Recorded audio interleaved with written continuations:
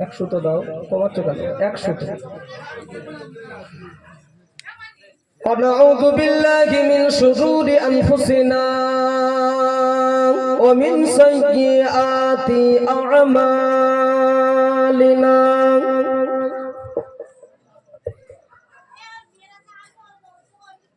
من يهده الله فلا مضل له ومن يضلله فلا هادي له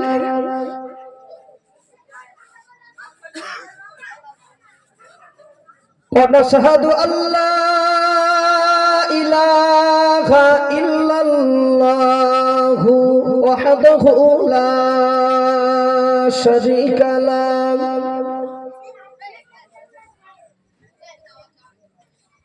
ونشهد أن سيدنا وحبيبنا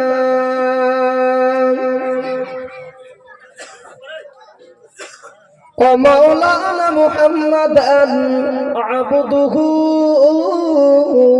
ورسوله সকলেই একটিবার পড়ে নি সাল্লাল্লাহু আলাইহি ওয়াসাল্লাম।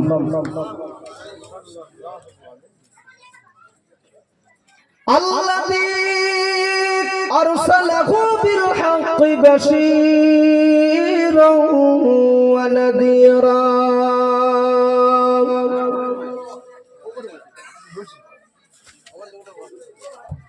وداعيا إلى الله بإذنه وسراجا منيرا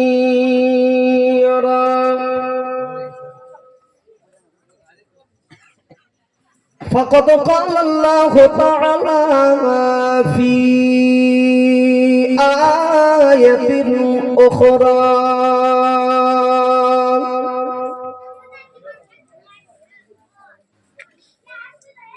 ولقد كرمنا بني آدم وحملناهم في البر والبحر قال النبي صلى الله تعالى عليه وسلم كونوا في الدنيا كأنك غريب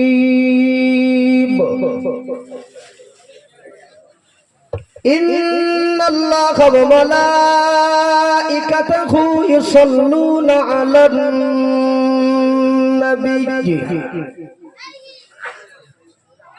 يا أيها الذين آمنوا صلوا عليه وسلموا تسليما اللهم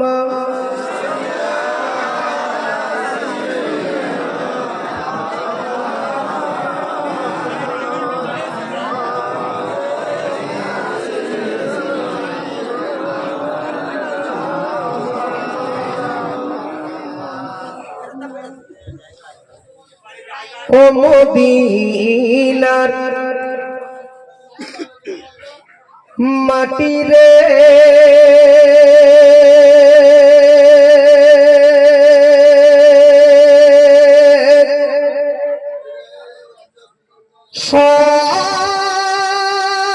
সকল সুখ বুঝি তোর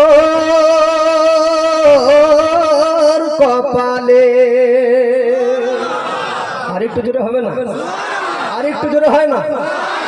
মদিনার কপালে সুখ নেই? হ্যাঁ, কেন কথা বলে? বাহ, রাসূল শুয়ে আছেন তাই কবি সেই কথাই বলছেন। ও মদিনার মাটি রে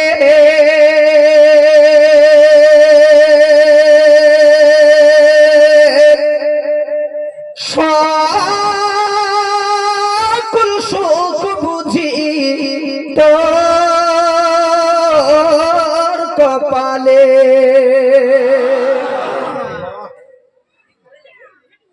ও মদিনা রে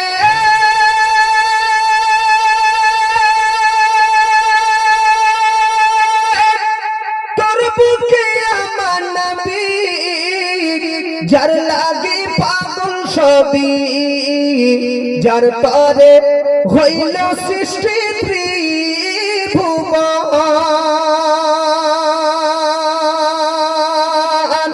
কাঁদি আমি সারাক্ষণে, কখন যাব সেইখানে। কাঁদি আমি সারাক্ষণে, কখন যাব সেইখানে। সগিনা সগিনা হার পরানে, ও মদিনার মাটি রে, সকল সুখ বুঝি তোর কপালে। আল্লাহুম্মা জোরে সাল্লি আলা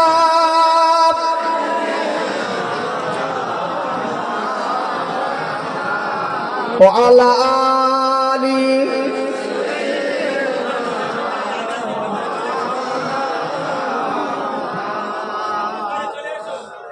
আলহামদুলিল্লাহ। উপস্থিত হাজিরানে মজলিস, মুআজ্জাজ মুহতারাম ওলামায়ে কেরাম, সম্মানিত মহল্লার মসজিদের ইমাম সাহেব, আজকে মজলিসের দূর দূরান্ত থেকে হাজিরা দিয়েছেন আমন্ত্রিত ওলামা হযরতগণ, সম্মুখ উপস্থিত দিন দরদি, ইসলাম দরদি, নামাজি মুসাল্লি ভাই ও বাবাজিরা, পর্দানাশীনা ধার্মিকা স্নেহর মা ও বোনেরা, সর্বাগ্রে আল্লাহ পাক রব্বুল আলামিনের দরবারে অসংখ্য শুকরিয়া, যিনি আমাদের দুনিয়ার বিভিন্ন গুনার কাছ থেকে হেফাজত রেখে ঘরোয়া পরিবেশে দোয়ার মজলিস তৎসহ সওয়াব রেসানির মাহফিল বানিয়ে আল্লাহ পাক এই জায়গায় আসা বসা শোনা বলার মতো সুবর্ণ সুযোগ আল্লাহ দান করেছেন। সেই দরবারে এলাহিতে কৃতজ্ঞতা স্বরূপ সকলেই একটিবার প্রাণ ভরে শুকরিয়া আদায় করি, বলুন আলহামদুলিল্লাহ। যাইবা হোক, বাদ মাগরিবের পর থেকে নিয়ে আমি আসার আগ মুহূর্ত পর্যন্ত ভালো বক্তা পুরাতন ওয়াইজিন জনাব হযরত মাওলানা মোতাহার হোসেন সাহেব, কুমির মারিতে বাড়ি, ভালো আলোচনা রাখেন আলহামদুলিল্লাহ। দীর্ঘ সময় আপনাদের মাঝে খেদমত রেখে বিদায় নিয়েছেন। আমি ছোট্ট মানুষ, আপনাদের খেদমত উপস্থিত, অপরিচিত নয়, পরিচিত মুখ হিসাবে মাইকে মুখ দিয়েছি। দোয়া করুন, আল্লাহ হাজির যখন করেছেন, দাওয়াত যখন করেই ফেলেছেন, আমারও দুটো কথা বলে যেতে হবে। দোয়া করুন আপনাদের অন্তর অন্তরের স্থল থেকে এই মুহূর্তে আমি গুনাহগারের জবান দিয়ে দ্বীন ও শরীয়তের কিছু কথা আল্লাহ পাক যেন বলিয়ে নেন। বলুন আল্লাহুম্মা আমিন, বলুন আল্লাহুম্মা আমিন। ওমা তাওফীক ইল্লা বিল্লাহ। শুরু করছি আল্লাহর সাহায্য নিয়ে। গুনাহগারের জন্য বসে বসে আপনারা দোয়া করে দেবেন, ঠিক আছে তো ইনশাআল্লাহ? ব্যাস, ওই দোয়া করলেই গাড়ির চাকা ঘুরে যাবে, আর কিছু লাগবে না, শুধু একটু দোয়ার ভিখারি। আলোচনা শুরু হবে, ঘরোয়া পরিবেশ তো, আপনাদের ধৈর্য আছে তো? সবে তো 8টা 8:30 নাগাদ, ধৈর্য থাকবে না? আছে তো ইনশাআল্লাহ? যাক, অনুমতি নিলাম। তবে ঠিক আছে, সব জায়গা দেখে নিয়ে বসে যাবেন। মূল বক্তব্য শুরু করার আগে আমি একটাই কথা বলে নিচ্ছি, একটাই। ওয়াজ মাহফিল একটি অপারেশন থিয়েটার। হাকিমুল উম্মাত মুজাদ্দিদে মিল্লাত শাহ আশরাফ আলী থানভী রহমাতুল্লাহ আলাইহি হুজুর বলেছেন, ওয়াজ মাহফিল দিলে আসলে বসলে কমসে কম দুটো উপকার পাওয়া যায়। কটা বাবজি? দুটো। আশরাফ আলী থানভী হুজুরের কথা। দুটো উপকারের ভিতরে প্রথম উপকার হলো, আশরাফ আলী থানভী হুজুর বলছেন, মাহফিল দিলে আসলে বসলে অজানা কিছু জিনিস জানা যায়। কথা ঠিক না বেঠিক? সুবহানাল্লাহ সকালে বলবেন না এখনো বলে দেবেন? জোরে বলুন, আরো জোরে বলুন। এটা প্রথম উপকার, কিছু অজানা জিনিস জানা যায়, কথাটা অতি সত্য কথা। দুই, আরেকটি উপকার আশরাফ আলী থানভী হুজুর বলেছেন, আমলের ব্যাটারি চার্জ হয়। কি সুন্দর কথা, মেপে দেখবেন পরে ঠান্ডা মাথায়। 1 নম্বর অজানা জিনিস জানা হয়, 2 নম্বর আমলের ব্যাটারি চার্জ হয়। সেটি কিভাবে মাথায় নিন। মাগরিবের পর থেকে ওয়াজ শুরু হয়েছে, চলবে এখান থেকে আর হয়তো 1.5-2 ঘন্টা।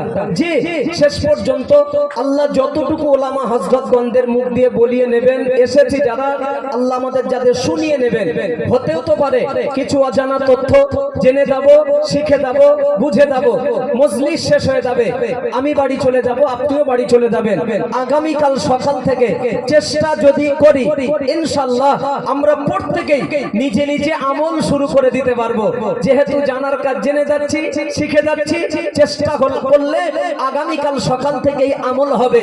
আর আমল করলে আশরাফ আলী থানভী হুজুর বলেছেন আমলের ব্যাটারি চার্জ হবে। আমি আল্লাহর কাছে সর্বপ্রথম আশাবাদী, গুনাহগারের জবান দিয়ে আল্লাহ আমলের নিয়তে যেন দুটো কথা বলিয়ে নেন। শ্রোতা হিসাবে আপনারা যারা শুনছেন, দুটো কথা আমলের নিয়তে আল্লাহ পাক আপনাদেরকেও যেন দুটো কথা শুনিয়ে নেন। বলুন আমিন, বলুন আমিন। আমল যদি বক্তা শ্রোতার নিয়াত না থাকে, সব পানিতে পড়বে। কথা ঠিক কিনা? আমলের ব্যাপার নিয়াত করুন, আমলের নিয়তে দুটো কথা শুনবেন, আর আমিও আমলের নিয়তে যেন দুটো কথা বলতে পারি। আজকে মজলিসকে কেন্দ্র করে কোরআন শরীফ থেকে একটি আয়াতে কারিমা, বিশ্বনবীর অসংখ্য হাদিস শরীফের ভিতর থেকে ছোট্ট একটি হাদিসের টুকরা রেখেছি। আমি চাচ্ছি আমার নির্দিষ্ট সময়ের ভিতরে তার উপরেই দুটো কথা আলোচনা করা।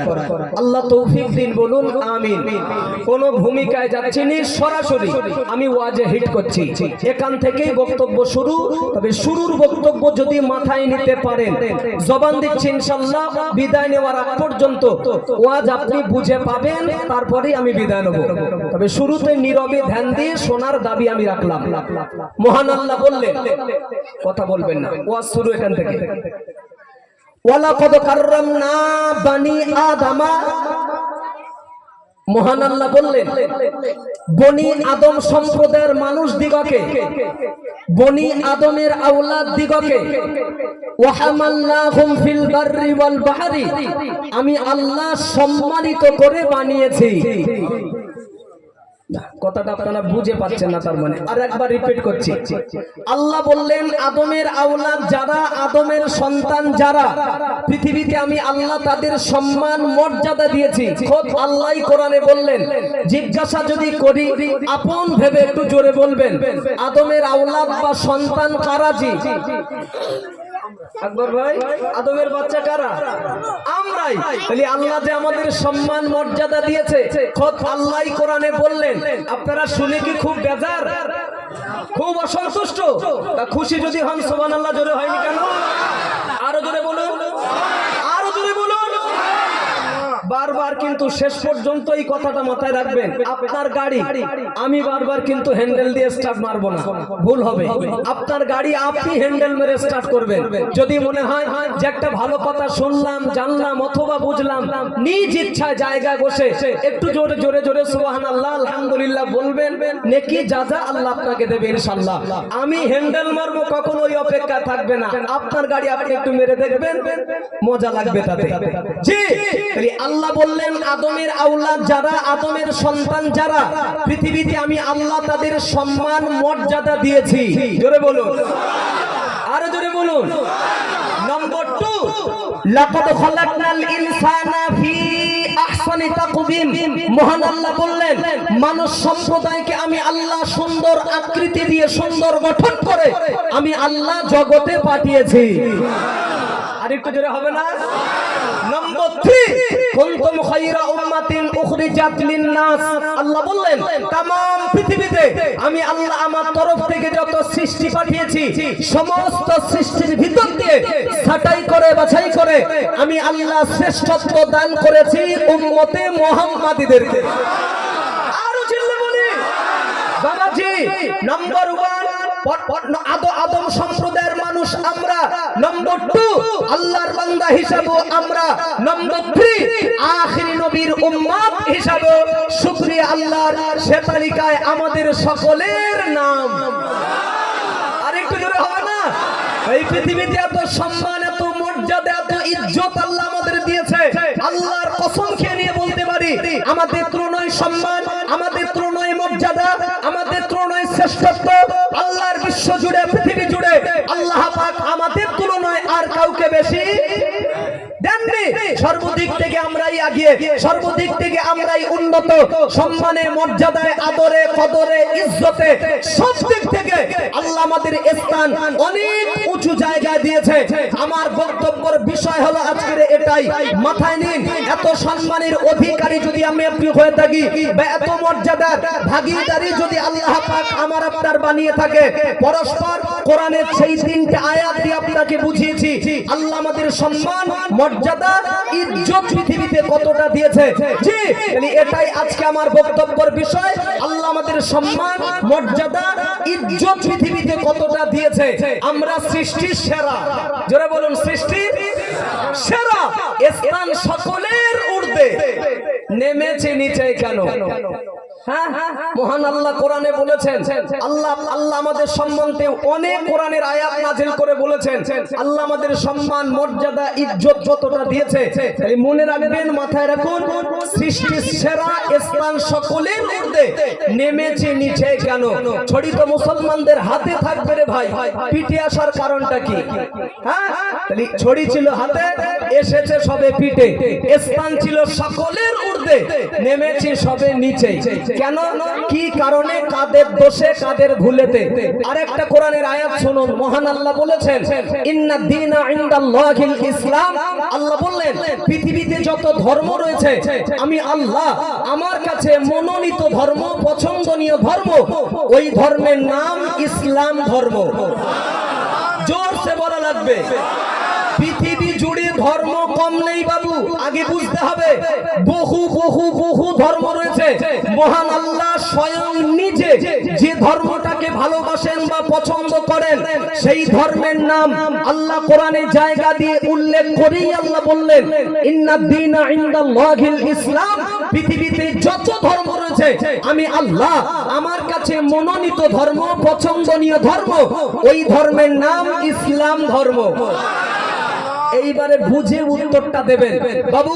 ইসলাম ধর্মটাই যদি আল্লাহর মনোনীত হয়, ইসলাম ধর্মটাই যদি আল্লাহর মনোনীত হয়, ইসলাম ধর্মটাই যদি আল্লাহর পছন্দনীয় হয়, তাহলে সেই ইসলাম ধর্মকে যারা মেনে নেবেন বা এই ধর্মের অনুসারী যারা হবেন, এনারা হবে আল্লাহর। ব্রেন খাটান দিন, কি হতে পারে? আরে বান্দা তো বটেই। ইসলাম ধর্মটাই আল্লাহর মনোনীত, আর সেই ধর্মে প্রবেশ করতে পারলে, দাখিল হতে পারলে, এনারাও হবে আল্লাহর মনোনীত, আল্লাহর পছন্দনীয়। যেহেতু ইসলাম ধর্মটাই আল্লাহর মনোনীত, আর সেই ধর্মে যারা প্রবেশ করবে, দাখিল হবে, এনারাও হবে আল্লাহর মনোনীত, আল্লাহর পছন্দনীয়। কি গো ভাই, আল্লাহর মনোনীত ধর্মের মানুষ যারা, আল্লাহর পছন্দনীয় ধর্মের মানুষ যারা, পৃথিবীতে আমার আল্লাহ কি তাদের মার খাওয়ায়? হ্যাঁ না বলুন না। আল্লাহর মনোনীত ধর্মের মানুষ আমরা, আল্লাহ আমাদের মার খাওয়াবেন কেন? যদিও মার খাই, কোরআনের অপর আয়াতে আল্লাহ কি বলছে দেখুন, ওয়া কানা হাক্কান আলাইনা নাসরুল মুমিনিন। মহান আল্লাহ বললেন, পৃথিবীতে যারা মুমিন হবেন তাদের বিপদ ও মুসিবতে আমি আল্লাহ আমার তরফ থেকে সাহায্য করা, এটি হক। সবাই একসাথে বলি, মুমিন বান্দা বান্দিরা বিপদ ও মুসিবতে পড়লে, সমস্যার সম্মুখীন হলে আল্লাহর তরফ থেকে সাহায্য করাটা আল্লাহর হক, আল্লাহর নৈতিক দায়িত্ব। এখন তাই যদি হয়, জিজ্ঞাসা রাখলাম আপনাদের মাঝে, আল্লাহর ওয়াদা মুমিন বান্দা বান্দীদের বিপদ ও মুসিবতে সাহায্য করা আল্লাহর নৈতিক দায়িত্ব, এটা হক, আমরা পাই না কেন? পাই না কেন? শুরু থেকে পর্যন্ত বুঝিয়ে আপনার মাথায় আমি এটাই দিতে চেয়েছি, জি আল্লাহ আমাদের সম্মান, মর্যাদা, ইজ্জত পৃথিবীতে কতটা দিয়েছে। আমরা সৃষ্টির সেরা। আর একবার বলুন, সৃষ্টির সেরা, স্থান সকলের ঊর্ধ্বে, নেমেছে নিচে কেন? ছড়ি মুসলমানদের হাতে ছিল, এসেছে সবে পিঠে। কোন কারণে, কাদের দোষে, কাদের ভুলেতে, কাদের ত্রুটি? রাসূলুল্লাহর একটা হাদিস দিয়ে শুরু করছি, একটু ধৈর্যের পরিচয় রাখুন। নামলাম কেন নিচে? আমরা সৃষ্টির সেরা, মনে রাখবেন। মার খাবার পাত্র আমরা নই।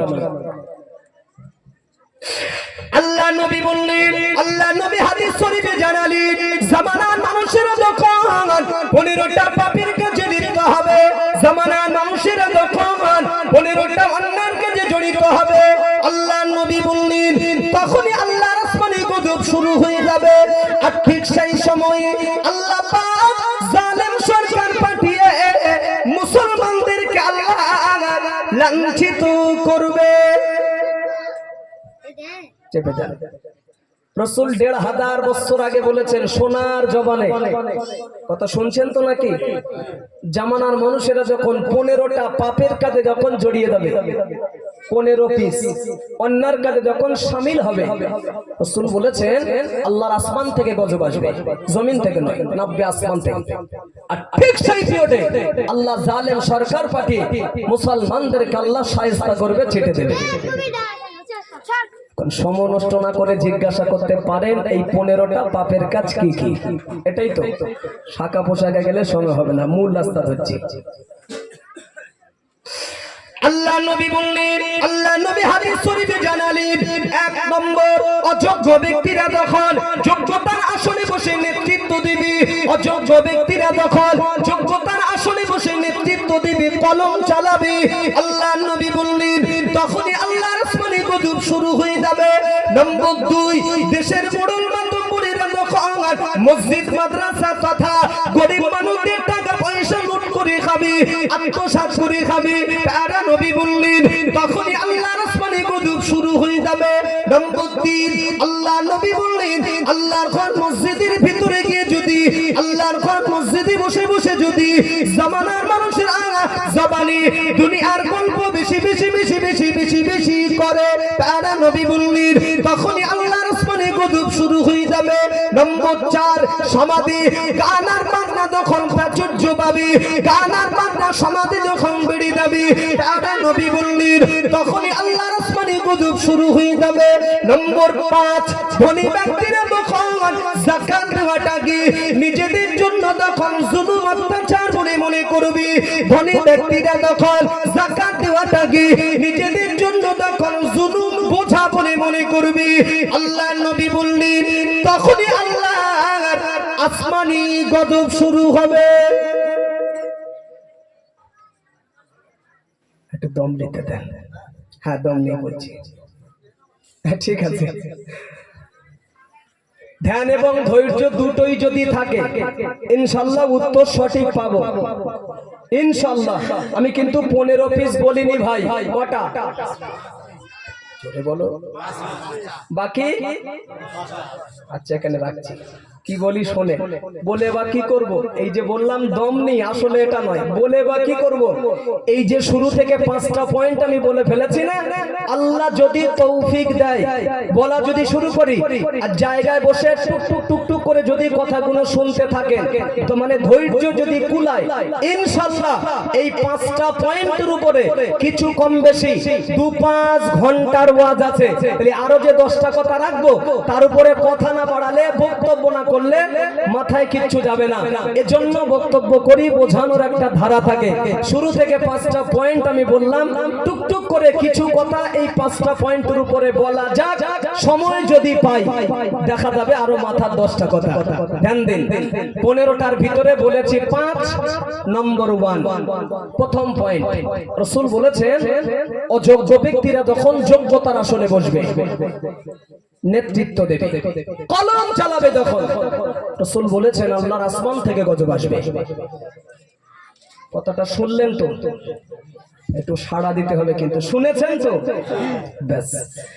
রাসূল যে বলেছেন অযোগ্য যারা, মূর্খ যারা বসবে চেয়ারে, নেতৃত্ব দেবে, কলম নাড়াবে, যে পিরিয়ডে আসমান থেকে খেলা শুরু হবে, এই নবীর বাণীটা শোনার পরে আপনার এলাকার হালাত আমার তুলনায় আপনি ভালো জানবেন। চোখটা বুলান, এলাকার দিকে চোখটা একবার ঘুরিয়ে নেন, নিয়ে সত্য রেজাল্ট যেটা সেটাই আমাকে দেবেন। এই পয়েন্টের উপরে সমাজে কাজ বেঁধেছে কি? কিছু বলে না। বাদিনী চেপে যান, আর বলতে হবে না, বুঝে গেছি, চেপে যান। আচ্ছা, এই উত্তরটা জোরে আসবেন, দেখবো সাদ্দাম ভাই বলো।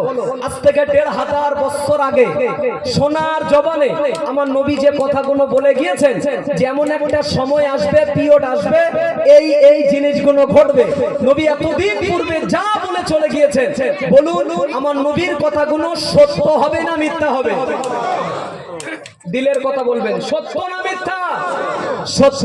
কত পার্সেন্ট? জোরে বলুন, কত পার্সেন্ট? 100%। ব্যাস, আলহামদুলিল্লাহ, অন্তর ভরে আমি খুশি হয়ে গেলাম। এইবারে আপনাদের ধোলাই করতে একটু সুবিধা হবে। কেন জানেন? একটু আগেই যখন বললাম আপনারা প্রথম কথা বিড়বিড় করছিলেন, দ্বিতীয় কথা যখন বললাম এক বাক্যে বলেছেন যে রাসূল 1500 বছর আগে যা বলেছেন নবীর কথা সত্য হবে এবং 100% বলেছেন। তো আপনার জায়গা আপনি মজবুত থাকুন, আপনার পা যেন স্লিপ খেয়ে না যায়। আমার বক্তব্য এবার আমি চালিয়ে যাচ্ছি। তো যার কথা আপনারা বুক ঠুকে এই মুহূর্তে বললেন, যার কথা সত্য হবে এবং 100%, সেই নবীর কথা। নবী বলেছেন অযোগ্য যারা, মূর্খ যারা বসবে চেয়ারে, নেতৃত্ব দেবে, কলম নাড়াবে, যখন আসমান থেকে গজব শুরু হবে। এবারে বলুন নবীর এই কথার উপরে সমাজে কাজ বাঁধেনি? এবার যদি না বলে নবীর কথা মিথ্যা হয়ে যাবে, কিন্তু হবে তো, হয়েছে তো। কোন দিকটা বলবেন? পারিবারিক দিক, সামাজিক দিক, ধর্মীয় দিক, রাজনৈতিক দিক, ভুল বুঝবেন না। বোঝানোর স্বার্থে বলছি, সমাজে যারা শিক্ষিত মানুষ, পণ্ডিত মানুষ, জ্ঞানী মানুষ, অধিকাংশ জায়গায়, অধিকাংশ এলাকায় আজকাল শিক্ষিত মানুষের হাতে সমাজের দায়িত্ব নেই। দায়িত্ব নিয়ে বলছি ইনশাআল্লাহ পৃথিবী জুড়ে, বিশ্ব জুড়ে এখন মূর্খদের রাজত্ব শুরু হয়েছে। তাদের ভাই আপনারা রাগ করছেন মনে হয়। আরে নবীর কথা, জ্ঞানী মানুষের হাতে পেন থাকবে না, না কেড়ে যখন দখল করবে সব মূর্খরা, খোদার গজব নেমে আসবে। যদি কষ্ট পান আমি একটু ভাগ নিয়ে নিচ্ছি। যে পিরিয়ডে একজন মূর্খ বক্তা, অজ্ঞ বক্তা নবিয়ানা মেম্বারে বসে যখন বক্তব্য দেবে, আর কোন একজন জ্ঞানী মানুষ, বিজ্ঞ মানুষ যখন চটের কোনায় বসে তার বক্তব্য শ্রবণ করবে, খেলা শুরু। খেলা শুরু। নবীর কথা অনুপাতে বুঝবেন জ্ঞানী মানুষের স্থান একটু উপরে, ঠিক আছে তো? এই উপর থেকে যখন নিচে নামানো হবে, আর নিচের থেকে যখন লাফিয়ে ঠেলে উপরে উঠবে, শুরু হয়ে যাবে খোদার মার। একটা ফতোয়া জিজ্ঞাসা করবো আপনাদের কাছে, শোনেন ও ভাই। খুব পাকাও মারছে, কিন্তু চুপচাপ বসে থাকো। সেই পাকাও মারছে। হ্যাঁ, যা কি, ও খুব ভালোবাসার লোক, আমার দাঁত চেপে যায়। একটা ফতোয়া জিজ্ঞাসা করব। জানি আপনারা অনেকে মাদ্রাসার চৌকাঠ পার হননি, এটা আমার মাথায় আছে, অনেকেই জাননি। এরপরেও যে ফতোয়াটাই জিজ্ঞাসা করব না, জায়গায় বসে মাদ্রাসার চৌকাঠ না পার হয়ে ও মুফতি হয়ে আপনি ফতোয়া দিতে পারবেন ইনশাআল্লাহ। জোরে বলবেন বাবু। অন্ধ ব্যক্তির হাতে যদি গাড়ির স্টারিং ধরিয়ে দেওয়া যায়, অন্ধ ব্যক্তির হাতে, এ গাড়ি রাস্তায় চলবে না খানায় পড়বে? জোরে বলুন, খানায় পড়বে। তাহলে গাড়ি চালাতে গেলে চোখ দুটো ভালো থাকার দরকার আছে। জি, অন্ধ ব্যক্তি তুমি কে গাড়ি চালাবে? তুমি তো নিজেই রাস্তা দেখতে পাও না, চোখে অন্ধ, তুমি যাত্রী বহন করবে কি করে? ব্যাস, তাহলে দুটো কথা আপনি মনে রাখবেন। আমি এবারে ওয়াজ ফুল গতিতে শুরু করছি। দুটো কথা আপনি মনে রাখবেন। রাসূল যা বলেছেন 1500 বছর আগে সত্য হবে, আপনি বলেছেন, এবং 100%। দুই, অন্ধ ব্যক্তির হাতে গাড়ির স্টারিং দিলে এ গাড়ি রাস্তায় চলবে না, চিত হবে খালে, চোখে অন্ধ তো। ব্যাস, পয়েন্ট রেখেছি 5টা। প্রথম পয়েন্টের উপরে আমি কিছু আলোচনা করার নিয়াত করছি। প্রথম পয়েন্ট। তবে এই ওয়াজ শুরু করার আগে আমি ব্যক্তিগত একটা কথা আমি বলে নিচ্ছি। নলিয়াখালীর মাটি খুব ভালোবাসার মাটি আমার কাছে, বহুদিন দিয়ে এখানে আসা যাতায়াত একটা সম্পর্ক, সেই কথাটা বলছি, ভুল বুঝবেন না। আল্লাহর কসম একবার, আল্লাহর কসম দুইবার, রবের নামের কসম 3বার, আপনারা কেউ আমার দুশমন না, শত্রু না, আপনারা আমার ইমানের ভাই, কলেমার ভাই। যা ভাই হিসাবে ভাইয়ের কাছে যে বক্তব্য ধারা আজকে রেখেছি, কোরআনের আয়াত এবং হাদিস সামনে রেখে, ওয়াজটা কিন্তু একটা নুন জাতীয় ওয়াজ। বলে নিচ্ছে আগে, নুন, টাটকা নুন স্টেজ থেকে মুঠো মেরে মজলিসে ছিটিয়ে দাও। ধানে যেমন স্বাদ ছিটায় না, তবে আজকে স্বাদ যাবে না, এটা নুন যাবে। যার দেহে কাটা নেই, ছেলা নেই, দাগ নেই, মুষ্টখানেক নয়, যদি যদি কুইন্টাল কুইন্টাল ছড়িয়ে দিয়ে যায় কিচ্ছু হবে না, কেন দেহ সুস্থ। একটু কাটা ছেলার দাগ যদি থেকে থাকে পস্তাও লাগবে না, কুইন্টালও প্রয়োজন হবে না, এক মুষ্ঠ নিয়ে ছড়িয়ে দিয়েই গাড়ি উঠে কেটে পড়বো।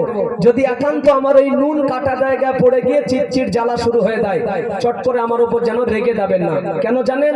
আমি একজন ঘোষক, আমি একজন প্রচারক, আমি একজন জেরক্স, আমি একজন কপি। যেটাই মনে করবেন সেটাই। আসল কিন্তু শুয়ে আছে সুদূর মদিনায়। সুবহানাল্লাহ, সকালে বলুন আসল শুয়ে কোথায়? সুদূর মদিনায়। আমি নবী পাকের কথাগুলো বাণীগুলো পিয়ন হিসাবে জেরক্স করে নলিয়াখারের মাটিতে আমি বিতরণ করতে এসেছি। কথাগুলো কিন্তু আমার নয়, ঠিক আছে তো? এটা সবার ঠিক নেই না। চিৎচিট শুরু হয়ে গেল না, ভুল বুঝে ফেলবেন। কথাগুলো কিন্তু আমার নয়, নবীর বাণী শোনাচ্ছি, ধ্যান দিয়ে বুঝে নিন। পয়েন্ট রেখেছি 5, প্রথম পয়েন্টের উপরে আলোচনা শুরু করছি, এটাই মনে রাখবেন। মদিনার খলিফা, মুসলিম জাহানের যিনি দ্বিতীয় খলিফার নাম হলো হযরত ওমর ফারুক রাদিয়াল্লাহু আনহু। যে ওমর সম্পর্কে আল্লাহ রাসূল হাদিস পাকে বহু তথ্য দিয়েছেন, বহু মর্যাদার কথা বলেছেন। তার ভিতর থেকে আমি কয়েকটা কোটেশন শুধু বার করছি। ওমর হুজুরের মর্যাদা কত, কথা বোঝাতে পেরেছি? ওমরের সম্পর্কে অনেক কথা বলেছেন, কত সম্মান, কত মর্যাদা, কত মহান ব্যক্তি, অনেক কথা। কয়েকটা কোটেশন বার করছি। ওমরের পরিচয় কি আর কেন বলবো একটু পরে বুঝে আসবে। আল্লাহ নবী বললেন, আল্লাহ নবী হাদিস শরীফে জানালেন, রাআইতু উমর ইয়াসিরু ফিল জান্নাহ, রাআইতু উমর ইয়াসিরু ফিল জান্নাহ। আল্লাহ নবী বললেন, ও আমার সাহাবীরা, আমি রাসূলুল্লাহ আমি আমার নিজের চোখে দেখেছি, আমি রাসূলুল্লাহ আমি আমার চামড়ার চোখে দেখেছি আমার সাহাবী উমর আল্লাহ পাকের জান্নাতের ভিতরে বিচরণ করছে। রাসূল নিজের চোখে দেখেছেন ওমর হুজুর ঘুরছেন আল্লাহর বেহেশতে, জান্নাতে। আমার নবী দেখেছেন, নবী দেখাটা ভুল? জোরে বলুন সত্য। কত ঘটছে? আকীদা ঠিক হোক। কেন? আল্লাহ নবী বললেন, ইন্নী আরা মা লা তারাউনা, ইন্নী আরা মা লা তারাউনা। আল্লাহ নবী বললেন, ও আমার সাহাবীরা, আমি রাসূলুল্লাহ আমার দেখা আর তোমাদের দেখা যেন সমান মনে করবে না। ও সাহাবীরা, আমার দেখা আর তোমাদের দেখা যেন বরাবর মনে করবে না। ও সাহাবীরা, আমি রাসূল ডাইনে যতটা দেখতে পাই, আমি নবী বামে ততটা দেখতে পাই, আমি নবী পিছনে যতটা দেখতে পাই, আমি নবী সামনেও ততটা দেখতে পাই, আমি নবী নিচে যতটা দেখতে পাই, আমি নবী উপরেও ততটা দেখতে পাই। বোঝাচ্ছে এটাই, আমার নবী যেটা দেখেছেন এটা 100% সত্য, এটাই বোঝাচ্ছে। কারণ নবীর দেখার আমাদের দেখা এক নয়, খোদ নবী বলেছেন। তো যার দেখা 100% সত্য, সেই নবী চামড়ার চোখে দেখেছেন ওমর হুজুর ঘুরছেন আল্লাহর জান্নাতে, বেহেশতে। আমি বলেছি ওমর কত মহান ব্যক্তি, অনেক কথা রাসূল বলেছেন, কয়েকটা কোটেশন বার করছি। একদিন আল্লাহ নবীর বিবি আমাদের আম্মা জান হযরত আয়েশা সিদ্দিকা রাদিয়াল্লাহু আনহা, আম্মা জান একদিন বসে আছে হুজরা মোবারকে, খুব ধ্যান দেন, নিজের ঘরে দিনের দাওয়াত দিয়ে নবী ফিরেছেন ক্লান্ত শরীর। বাড়িতে ফিরে আম্মা জান আয়েশার উরুর উপরে, কোলের উপরে রাসূলুল্লাহ মাথা মোবারকটা রেখে একটু আরাম করছেন, বিশ্রাম করছেন, ক্লান্ত শরীর। ঠিক ওই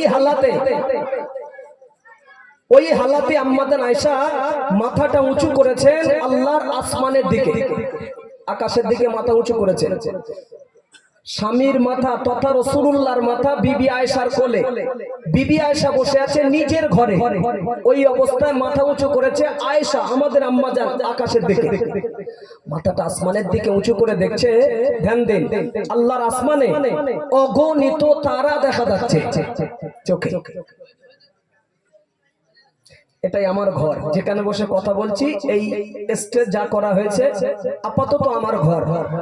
রাত প্রায় 9টা মনে হয় পার হলো। যদি মনে হয় যে আকাশে কটা তারা নক্ষত্র আছে এই রাত্রেবেলা আমি একটু দেখবো, আচ্ছা এই নিয়াত করে যদি আমি মাথা এই মুহূর্তে এখানে বসে যদি উঁচু করি আকাশের দিকে, আর উঁচু করার সাথে সাথেই যদি আমার দুটো চোখে আসমানের সমূহ তারা যদি আমি দেখতে পাই, ঘরের উপরের অংশটা কি? বাহ, দেখেছেন? মানে ধ্যান দিয়ে ওয়াজ শোনে না। একজন বলছেন ছাদ, আর একজন বলছেন ছাদ। ছাদ থাকলে আকাশ পর্যন্ত নজর যায় না, জীর্ণ ভাঙা। ইস, আম্মাজান আয়েশা দেখছে আল্লাহর আসমানে অগণিত তারা, ঘরের ওপরের অংশটা কি একটু ভাবুন, কি অসহায়।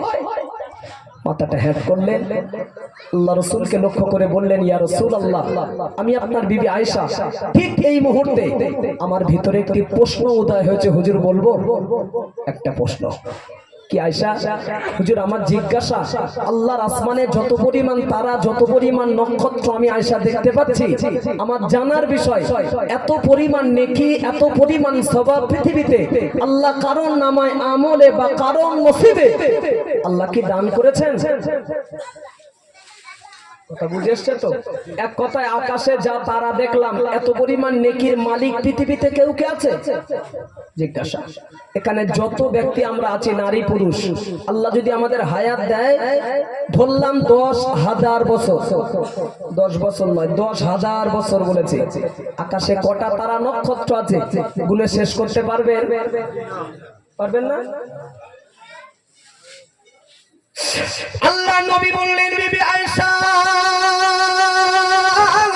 ও বিবি আয়েশা, আল্লাহর আসমানে যত পরিমাণ তারা তুমি দেখতে পাও, আল্লাহর আসমানে যত পরিমাণ নক্ষত্র তুমি দেখতে পাও, এত পরিমাণ নেকি, এত পরিমাণ সওয়াব, এত পরিমাণ জাদা পৃথিবীতে আল্লাহ পাক যদি কারণ নামে আমলে দান করে থাকে, উনি অন্য কেউ নয়, মুসলিম জানেন যিনি দ্বিতীয় খলিফা, নাম হলো হযরত ওমর ফারুককে আল্লাহ দিয়েছে। নারী তুকবীর। আমি বলেছি ওমর সম্পর্কে রাসূল অনেক কথা বলেছেন, ওমরের পরিচয় দিচ্ছি কয়েক কোটেশন তুলে। হচ্ছে তো নাকি? হচ্ছে তো? জায়গা বসে চট করে একটু ভেবে নেন, আপনি নিজে কটা নেকির মালিক? তো শুনলেন ওমর হুজুরের জীবনের কথা। আকাশের যত তারা, এত পরিমাণ নেকি আল্লাহ যদি কাউকে দিয়ে থাকেন, রাসূল বললেন সাহাবী ওমরকে আল্লাহ দিয়েছেন। আপনি নিজে কটা নেকির মালিক? বিবেক নামক আদালতে আমিও প্রশ্ন ছুড়ে দিলাম, আমি নিজেও কটা নেকির মালিক? তাতেই তো আমাদের হালাত এই। এ বলে আমি বড়, তো বলে আমি বড়, গুতুগুতি করে মুসলমান খায় হয়ে গেল। কি রাগ করছেন নাকি? কি আছে জীবনে বলো, এত গুতুগুতি কিসের? যে ওমর সম্পর্কে আল্লাহ নবী হাদিস পাকে বললেন, লাউ কানা বাদি নবিয়ান লাকানা উমর, লাউ কানা বাদি নবিয়ান লাকানা উমর। আল্লাহ নবী বললেন, ও আমার সাহাবীরা, আমি রাসূলুল্লাহ, আমি আমার ইন্তেকালের বাড়ি, আমি রাসূলুল্লাহ, আমি আমার বিদায়ের বাড়ি, আমার যদি পৃথিবীর জমিনে আমার পরে কেউ যদি নতুন নবী হিসাবে আসতো, অন্য কোন ব্যক্তি নবী হিসাবে আসতো না, আমি রাসূলুল্লাহ নাম বলে যাচ্ছি, মুসলিম জানেন যিনি দ্বিতীয় খলিফা, নাম হলো হযরত ওমর ফারুককে আল্লাহ নবী বানাতো। আর একটু জোরে হবে না? কিন্তু হবে, বোঝাচ্ছি কিছু একটা, ওয়াজ ব্যাগে ফিরে আসবে এবারে, হবে, এটাই শেষ কথা। নবুয়তের দরওয়াজায় আল্লাহ তালা লাগিয়ে দিয়েছে, চাবি মেরে দিয়েছে, হবে না, এটাই শেষ কথা। যদি হতো, যদি লাকানা উমর, নবী ওমর হুজুরের নাম বললেন, জি, অথচ যে ওমর হুজুরের নাম নবী বললেন, ওই ওমর হুজুরের তুলনায় সম্মানে, মর্যাদায়, ইজ্জতে লাখো লাখো গুণ বেশি আবু বকর হুজুর। সন্দেহ আছে নাকি? সর্বদিক দিয়ে আবু বকর হুজুর আগে। ওই সন্দেহ যদি না থাকে, বিনা চিন্তায়, বিনা টেনশনে তাড়াতাড়ি বলুন তো দেখি, পৃথিবীতে রাসূলুল্লাহর পরে স্থান কার? আবু বকর। বাহ, আবু বকর সিদ্দিক, কোনো সন্দেহ নেই। নবীর পরে স্থান আবু বকর হুজুরের। রাসূলের পরে স্থান পৃথিবীতে যদি আবু বকর হুজুরের হয়ে থাকে, তাহলে নবীর পরে নবী আসার ব্যাপার যদি থাকতো, সেই আবু বকর হুজুরের নাম না করে জি নবী ওমরের নাম বললেন কেন? কথা বুঝতে হবে। আবু বকর 1, ওমর 2, এক বাদ দিয়ে নবী 2 এর নাম বললেন কেন? ঠিক আছে তো, ব্যাখ্যা অনেক লম্বা, প্রয়োজন যেটা সেটাই বলে দিচ্ছি। শোনেন, নবী হতে গেলে ভিতরে যে একটা পার্টস থাকার প্রয়োজন, মেশিন থাকার প্রয়োজন, ওই পার্টস মেশিনটি আল্লাহ পাক আবু বকরকে নয়, ওই মেশিনটি দান করেছিলেন ওমরের ভিতরে। ব্যাস, এই ওয়াজটা আমি এখানে চেপে দিচ্ছি, সমাপ্তি ঘটাচ্ছি। কেন জানেন? একজন সাহাবীর সম্মান, মর্যাদা, ইজ্জত কত, টুক টুক টুক টুক করে যদি আমি কোটেশন তুলতে থাকি, ঘন্টার পর ঘন্টা কেটে যাবে ইনশাআল্লাহ, কিন্তু একজন সাহাবীর মর্যাদা, সম্মান, ইজ্জত কত বলে শেষ করা যাবে না। যে কটা কথা বলেছি বেশি বলিনি, অল্প বলেছি। যা বলেছি যদি বুঝে থাকেন রেজাল্ট আমাকে দেন, বাকি ওয়াজ শুরু করছি। সাহাবী ওমরকে আল্লাহ কতটা সম্মান, মর্যাদা, ইজ্জত দিয়েছে, এই স্বল্প কথার ভিতর দিয়ে হলেও আপনারা বুঝে নিয়েছেন তো যে ওমর কত মহান ব্যক্তি। হ্যাঁ না বলে সাড়া দেন, বুঝেছে? লম্বা বলিনি, অল্পতেই বুঝে নিয়েছে। ব্যাস, এইবারে বুঝুন এতক্ষণ ওমর হুজুরের পরিচয় দিচ্ছিলাম কেন, কেন তার ওয়াজ করবো আজকে। ওয়াজ চলছে কিন্তু প্রথম পয়েন্টের উপরে আমি ভুলে যাইনি। রাসূল বলেছেন অযোগ্য ব্যক্তিরা যখন যোগ্যতার আসনে বসবে, নেতৃত্ব দেবে, কলম চালাবে, তখন আসমান থেকে খেলা শুরু হবে। মনে আছে তো? যে ওমর সম্পর্কে আল্লাহ রাসূল হাদিস পাকে এত তথ্য দিলেন, এত কথা বললেন, সেই ওমর রাদিয়াল্লাহু আনহু মুসলিম জাহানের যিনি প্রথম খলিফা আবু বকর সিদ্দিক রাদিয়াল্লাহু আনহু, উনি যখন পৃথিবীর জমিন থেকে বিদায় নিলেন, ইন্তেকাল হয়ে গেলেন, মদিনার মুসলমানেরা তথা রাসূলুল্লাহর সাহাবারা সাহাবী ওমরকে লক্ষ্য করে বলেছিলেন, ভাই ওমর, আবু বকর ভাই জগতে আর বেঁচে নাই, আবু বকর জগৎ থেকে বিদায় নিয়েছে, ইন্তেকাল হয়ে গিয়েছে। আবু বকর মদিনার রাষ্ট্রপতি, মদিনার খলিফা ছিল। বিদায় নেওয়ার পরে আমরা শোকাহত, মর্মাহত, চিন্তিত, ব্যথায় ব্যথিত। কেন? আবু বকর যেহেতু মদিনার রাষ্ট্রপতি, ইন্তেকালের পরে আমরা ভাবছি ওই চেয়ারে কাকে বসানো যাবে, রাষ্ট্রপতির আসন কার দখলে আনা যাবে, এই চিন্তা ভাবনা আমরা মদিনাবাসীরা তথা রাসূলুল্লাহর সাহাবারা আমরা মাথায় নিয়ে আলোচনা সাপেক্ষেই বলছি, ভাই ওমর, ওই গদিতে তোমাকেই বসতে হবে, ওই চেয়ার তোমার দখল করতে হবে। কেন? আবু বকরের পরে স্থান সেটি তোমার, অতএব মদিনার রাষ্ট্রপতি তোমাকেই হতে হবে। ওমর রাদিয়াল্লাহু আনহু এই কথাটা শোনার পরে চেয়ারের দিকে তাকিয়ে এক চান্সে নিজেকে দুর্বলতা প্রকাশ করে বলেছিলেন, জি না, মদিনার রাষ্ট্রপতি হবার যোগ্যতা, ক্ষমতা, ওই চেয়ারে বসার যোগ্যতা আমি ওমর আমার নেই। মানে কিছু বোঝেন না আপনারা ওয়াস্তার মানে। সুবহানাল্লাহ এখনো হয়নি কেন? কি অবাক হচ্ছেন? জি, আরে ওমরের মতো ব্যক্তি যদি চেয়ারে বসার আগে যদি দুর্বলতা প্রকাশ করে যে ওই চেয়ারে বসার যোগ্যতা আমি ওমর আমার নেই, আল্লাহু আকবার, ওই চেয়ারে বসবে তাহলে কেডা? কথা বোঝাতে পারছি কি? পাচ্ছি? রাসূল বলেছেন অযোগ্য ব্যক্তিরা যখন যোগ্যতার আসনে বসবে, খেলা শুরু। আরে চেয়ারে বসবে জ্ঞানী মানুষ, ঠিক কি না? পেন থাকবে জ্ঞানী মানুষের হাতে, উঠবে তখন মূর্খদের হাতে। বিন্দু থেকে বিন্দু পরিমাণ ইতিহাস শোনাচ্ছি।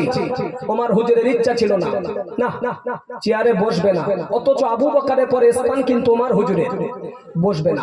কিঞ্চিত পরিমাণ ওমর হুজুরের ইচ্ছা ছিল না রাষ্ট্রপতির আসন দখল করা।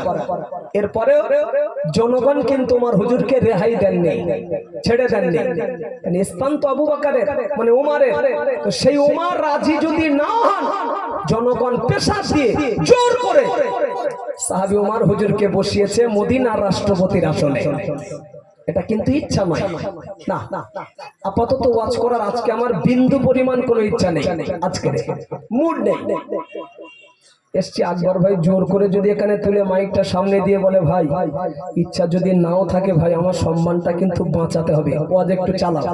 আচ্ছা আমার বিন্দু পরিমাণ যদি শরীর নাও টানে বা ইচ্ছা যদি নাও থাকে কিঞ্চিত পরিমাণ বলেছি ভাই যে আমাকে এখানে বসাবেন মাইক সামনে দিয়ে, তার সম্মান বাঁচাতে গিয়ে চেষ্টা তো একটু করবো না? আমার ইচ্ছা নেই কিন্তু ভার সম্মানটা কিভাবে রাখা যায়, ভালো না পারলে খারাপ চেষ্টা করো। ওমর হুজুরের ইচ্ছা নেই, না স্টারিং ধরবে না কিছুতেই, গাড়ির ড্রাইভার হবে না, কিন্তু জনগণ রেহাই দেননি। জোর করে ড্রাইভারের আসনে সিটে ওমর হুজুরকে বসিয়ে স্টারিং হাতে তুলে দিয়ে বলছো ওমর এই গাড়ির ড্রাইভার আজ থেকে তুমি, গাড়ি তোমার চালানো লাগবে। ইচ্ছা না থাকা সত্ত্বেও আপাতত জনগণের চাপে ওমর হুজুর আপাতত এখন গাড়ির ড্রাইভার। বোঝাতে পারছি তো? ইচ্ছার বিরুদ্ধে এখন জনগণ বসিয়ে ফেলেছে ড্রাইভারের আসনে, গাড়ি একটু চালাতে হবে তো।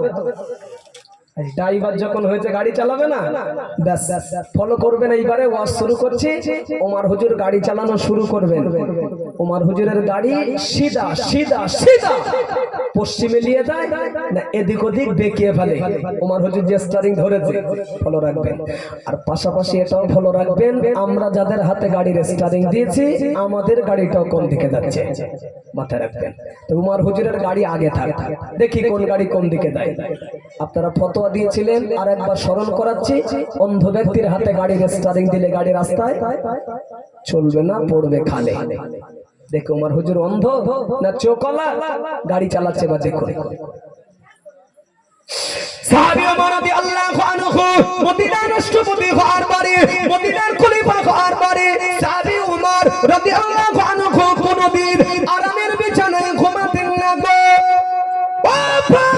গভীর রাত নিঝুম রাত সাহাবী ওমর তাহাজ্জুদের রাতে সাহাবী ওমর মদিনার অলিতে গলিতে অলিতে গলিতে হাঁটতেন। কেননা আমি ওমর মদিনার রাষ্ট্রপতি, মদিনার খলিফা, আমার রাজত্বকালে কোন একজন ব্যক্তি যদি কষ্টে তার দিনটা কাটে।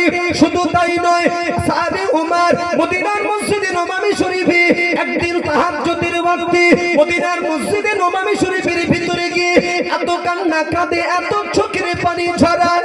আমার নবী পাকের অন্যান্য সাহাবারা সাহাবী ওমরকে লক্ষ্য করে বলেছিলেন ভাই ও ভাই ওমর, আল্লাহ পাক পৃথিবীর জমিনে 10 জন সাহাবাকে আল্লাহ জান্নাতের টিকিট দিয়েছে, তার ভিতরে 2 নম্বর তোমারই নাম আছে। ভাই ওমর তুমি অবশ্যই পৃথিবীতে জান্নাতি জান্নাতি জান্নাতি। আরো জোরে বলুন, আর একটু জোরে বলুন। ও ভাই ওমর, যে ব্যক্তিটা হাতে জিন্দেগি বেঁচে থাকা অবস্থায় আল্লাহর তরফ থেকে যিনি জান্নাতের টিকিট পেয়ে গিয়েছে, ওই ব্যক্তিটার দুনিয়াতে এত কান্নার প্রয়োজন কিসের, এত চোখের পানি ঝরানোর প্রয়োজন কিসের? আপনার হাতে তো রয়েছে দুনিয়াতে জান্নাতের টিকিট। সাহাবী ওমর রাদিয়াল্লাহু আনহু কাঁদতে কাঁদতে বলেছিলেন না না ও নবী পাকের সাহাবারা ও আমার সাথীরা সঙ্গীরা, আমি ওমর কেন কাঁদছি জানো? আমি ওমর, আমি মদিনার রাষ্ট্রপতি, মদিনার খলিফা, আমার রাজত্বকালে কোন একজন ব্যক্তি যদি কষ্টে তার দিনটা কাটে, শুধু তাই নয় ফোরাত নদীর কূলে একটা কুকুরের বাচ্চাও যদি না খেয়ে মারা যায়, ফোরাত নদীর কূলে একটা চতুষ্পদ জন্তু যদি অনাহারে মারা যায়, কিয়ামতের ময়দানে আল্লাহর আদালত থেকে আমি ওমর কখনো রেহাই পাবো না।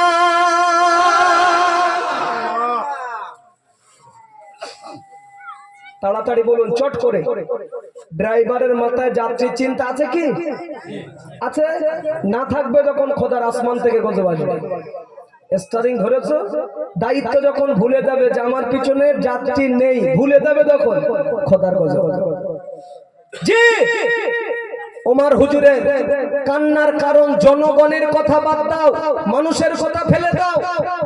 চতুষ্পদ জন্তু কুকুরের বাচ্চা যদি আমার পিরিয়ডে না খেয়ে মারা যায়, কি তাকওয়া, কি আল্লাহর ভয়! মদিনার মসজিদে নববী শরীফের ভিতরে গিয়ে তাহাজ্জুদের ওয়াক্তে কাঁদছেন, এই মনে করে না জানি আল্লাহ শাহী দরবারে আমি ওমরকে ধরা পড়তে হবে, তো দায়িত্ব পালন হচ্ছে কি হয় না, পাচ্ছে কি পারি না, এই মনে করে আমি ওমর ভয়েতে কাঁদছি। সুবহানাল্লাহ। যতদিন অসুবিধা হচ্ছে নাকি, যতদিন রাষ্ট্রপতির আসন আমার হুজুর ছিলেন, আমাদেরকে ধ্যান রাখতে হবে, ও মুরব্বী আগামীকাল কিন্তু এই ওয়াজটার হবে না, শুনে নেন, ছেড়ে গেলে লস। যতদিন রাষ্ট্রপতির আসনে ওমর হুজুর ছিলেন, আরামের ঘুম ওমর হুজুর কি জানতেন না? না না, প্রত্যেক দিন ওয়াক্তটা তাহাজ্জুদে মদিনার অলিতে গলিতে হাঁটতেন। কেন? মাকসাদ একটাই, কার কি হালাত। সুবহানাল্লাহ বলুন। কে কোন সমস্যায়, কে কোন মুসিবতে, এটাই দেখার পরে রাষ্ট্রপতি রাস্তায় নেমে পড়তেন। কোন টাইমে বললাম? তাহাজ্জুদের ওয়াক্তে, একা, কোনো বডিগার্ড নেই, পুলিশ প্রশাসন নেই, দেহরক্ষী নেই, কেউ নেই। রাষ্ট্রপতি রাস্তা নেমে পড়তেন তাহাজ্জুদের ওয়াক্তে মদিনার অলিতে গলিতে, খবর নিতেন হেঁটে হেঁটে। ওমর হুজুরের ভয়টাই লাগে না? কিছু বলে না আকবর ভাই। আমি বলেছি কোনো বডিগার্ড নেই, পুলিশ প্রশাসন নেই, দেহরক্ষী নেই। আমাদের ভারতের তো একটা রাষ্ট্রপতি আছে, আছে না নেই? পাওয়ার কি খুব কম? খুব কম। আমি তো সেই রাষ্ট্রপতির ইতিহাস শোনাচ্ছি। একা রাস্তায় হাঁটতেন, জনগণের হালাতটা দেখার পরে একাই রাস্তায় নামতেন, কেউ থাকতো না। ওমর হুজুরের ভয়টা লাগে না? ভুল বলছেন। আমি বলেছি বডিগার্ড নেই, পুলিশ প্রশাসন নেই, কেউ নেই, একা রাস্তায় হাঁটতেন। একটা আচমকা ভয় থাকতো না? থাকতো না? না, বাহ, এইটাই শুনতে চাচ্ছিলাম, অনেক পরে এসছে। বলছে আল্লাহ আছে। ঠিক ঠিক, আল্লাহ আমার সাথে নেই মুরব্বী, আপনার সাথে, সবার সাথে। তাহলে এবার আমি আমাদের বলি, রাগ করবেন না, ক্ষমা চেয়ে নিচ্ছি। আমি এত বড় নেতা, আমি দিনের বেলাও রাস্তা চলতে গেলে 6-8টা গার্ড লাগে। আল্লাহ আমার সাথে আছে, ঠিক আছে তো? রাগ করলেন নাকি? ভাবি রাগ করবেন না, জাত ভাই, ইমানের ভাই মনে করে সত্য কথাটা বলছি। ভাবি হাসবো না কাঁদবো যদি বলেন কেন? আরে তুমি জনগণের কাজ করবে, মানব কল্যাণে পড়ে থাকবে, তোমার আবার বডিগার্ড কিসে? ভুল হচ্ছে নাকি? যেখানেই যাবে সেখানকার মানুষ পাহারাদার হয়ে যাবে, ঠিক কিনা? আচ্ছা, এই যে আমরা রাত্রেবেলা এই যে ঘুরি, এটা তো রাতের কাজ আমাদের, তাই না? কোন বডিগার্ড আছে কি? হ্যাঁ না বলে? নেই। পাহারাদার নেই। ভরসা আল্লাহর উপরে, এই আপনাদের দোয়া। আর এই আসার আগে যে কবার ফোন এসছে, হুজুর কোথায়, হুজুর কোথায়, হুজুর কোথায়, নেমে যে চলে যাবো। একবারও কোনো কমিটি, কোনো মহল্লায়, কোনো বাড়ি থেকে আজই পর্যন্ত কে খবর নিয়ে বললো না ওই রাতে হুজুর আপনি নিরাপদে বাড়ি গিয়েছেন? এটাই কষ্ট হয়, বাস্তব বলছি ভাই। আসার আগে যদি 10 মিনিট লেট করি পেরেশান হয়ে যাবে, কিন্তু নেমে যে চলে গেলাম, খবর নেবেন না যে আমাদের মেহমান, আমার বাড়ি আসলো, কিংবা মহল্লায় পাড়ায় হুজুর যে ওয়াচ করে বাড়ি ছেড়ে দিলাম, এই রাত 12টা-1টার সময় বার হলো, বাড়ি গেল কিনা? না, কোনোদিন ফোন আসেনি। আমার বলার উদ্দেশ্য ওটা নয়। তিনি ভালোবাসায় এক তরফে হয় না, দু তরফে ভালোবাসা হয়, ঠিক কিনা? আলহামদুলিল্লাহ, নলিয়াখালীর মাটি আমি আগে বলেছি খুব মোহাব্বতের মাটি। খবর নেন, সাদ্দাম ভাই আছেন, আকবর ভাই আছেন, সদা সর্বদা আলহামদুলিল্লাহ সুখে দুঃখে ফোন আলাপ হয়। আমার ভাইরা, আমার বলার উদ্দেশ্য ভরসা আল্লাহ, আপনাদের দোয়া, কোনো বডিগার্ড নেই। দিনের বেলা রাস্তা চলতে গেলে 6-8টা গার্ড লাগবে কেন? আমার বক্তব্য, যেখানেই যাবে সেখানকার মানুষ তোমার পাহারাদার হয়ে যাবে, যেহেতু জনকল্যাণেই তুমি পড়ে রয়েছে। রাষ্ট্রপতি ওমর তাহাজ্জুদের ওয়াক্তে একদিন একা। আপনাদের অসুবিধা হচ্ছে, আমি আগে বলেছি না এই ওয়াজটা শুট করবেন আজকে। জি, রাষ্ট্রপতি ওমর, খলিফা ওমর তাহাজ্জুদের ওয়াক্তে একদিন হাঁটতে হাঁটতে, জাকির ভাই কথা বলুন, হাঁটতে হাঁটতে ওমর হুজুরের কানে দুটো শিশু বাচ্চার কান্নার আওয়াজ যেন ভেসে আসে। কি বাচ্চা বললো? মাসুম বাচ্চা। সাহাবী ওমর রাদিয়াল্লাহু আনহু টুক টুক টুক টুক টুক টুক টুক টুক করে ওই ব্যক্তিটার ঘরের দরওয়াজার কাছাকাছি গিয়ে সাহাবী ওমর রাদিয়াল্লাহু আনহু সালাম দিলেন, আসসালামু আলাইকুম ইয়া আহলাল বাইত। ঘরের দরওয়াজা খুলে গেল।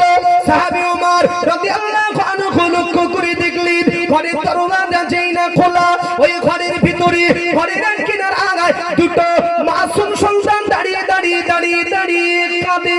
সাহাবী ওমর তিনি আরো লক্ষ্য করে দেখছে একই ঘরের ভিতরে ঘরের আরেক কিনারায় একজন মহিলা উনারের উপরে একটা হাড়ি তুলে দিয়ে ওই হাড়ির ভিতরে কি একটা জিনিস দিয়ে জামা নাড়াচাড়া নাড়াচাড়া নাড়াচাড়া করছে, রান্না বান্না করছে।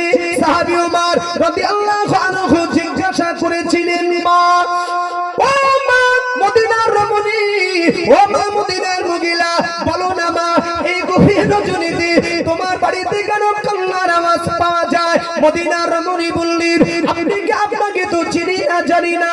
সাহাবী ওমর বললেন, আমার সম্পর্কে তোমার পরিচয় নেওয়া লাগবে না। ও মা মদিনার রমণী, এই গভীর রজনীতে যদি তোমার মানে কোনো বিপদ ঘটে যায়, বিপদের কথা কি বলা যাবে না মা? বলো না তোমার মানে কি সমস্যা, কি অসুবিধা? সাহাবী ওমরের কথা শেষ, মদিনার রমণী কাঁদতে কাঁদতে বলেছিলেন, কি বলবো দাদার কথা, কি বলবো দুঃখের কথা। বিগত কয়েকদিন আগে স্বামী আমার দুনিয়া থেকে ইন্তেকাল হয়ে গিয়েছে। বিগত কয়েকদিন আগে স্বামী আমার দুনিয়া থেকে মারা গিয়েছে। আল্লাহ পাক আমার গর্ভে দুটো সোনার মানিক আল্লাহ দান করেছে গো। ওই দুটো বাচ্চাকে রেখে দি ওর আব্বা বিগত কয়েকদিন আগে ইন্তেকাল হয়ে গিয়েছে। বর্তমানে আমার দুটো সন্তান ওরা এতিম আব্বা হারা। আমি মহিলা, বর্তমানে আমি বিধবা স্বামী হারা। স্বামী ইন্তেকালের পরে আমার দুটো সন্তান ওরা ক্ষুধা জানা আর সহ্য করতে পারে না। আমি ওদের জনম দুঃখিনী মা।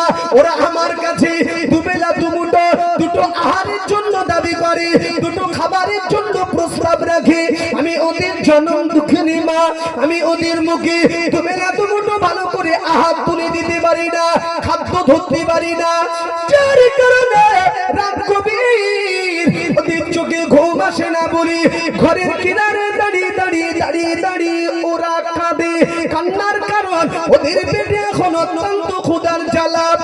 সাহাবী ওমর রাদিয়াল্লাহু আনহু শোনা মাত্রই বললেন, ও মা মদিনার রমণী, আমি বুঝেছি বাচ্চারা কাঁদছিল ক্ষুধার যন্ত্রণায়, তবে এসেই তো দেখছিলাম বাচ্চারা কাঁদছিল ওই জায়গায়, তুমি ঘরের কিনারায় এই জায়গায় উনারের উপরে হাড়িতে কি রান্না করছিলে?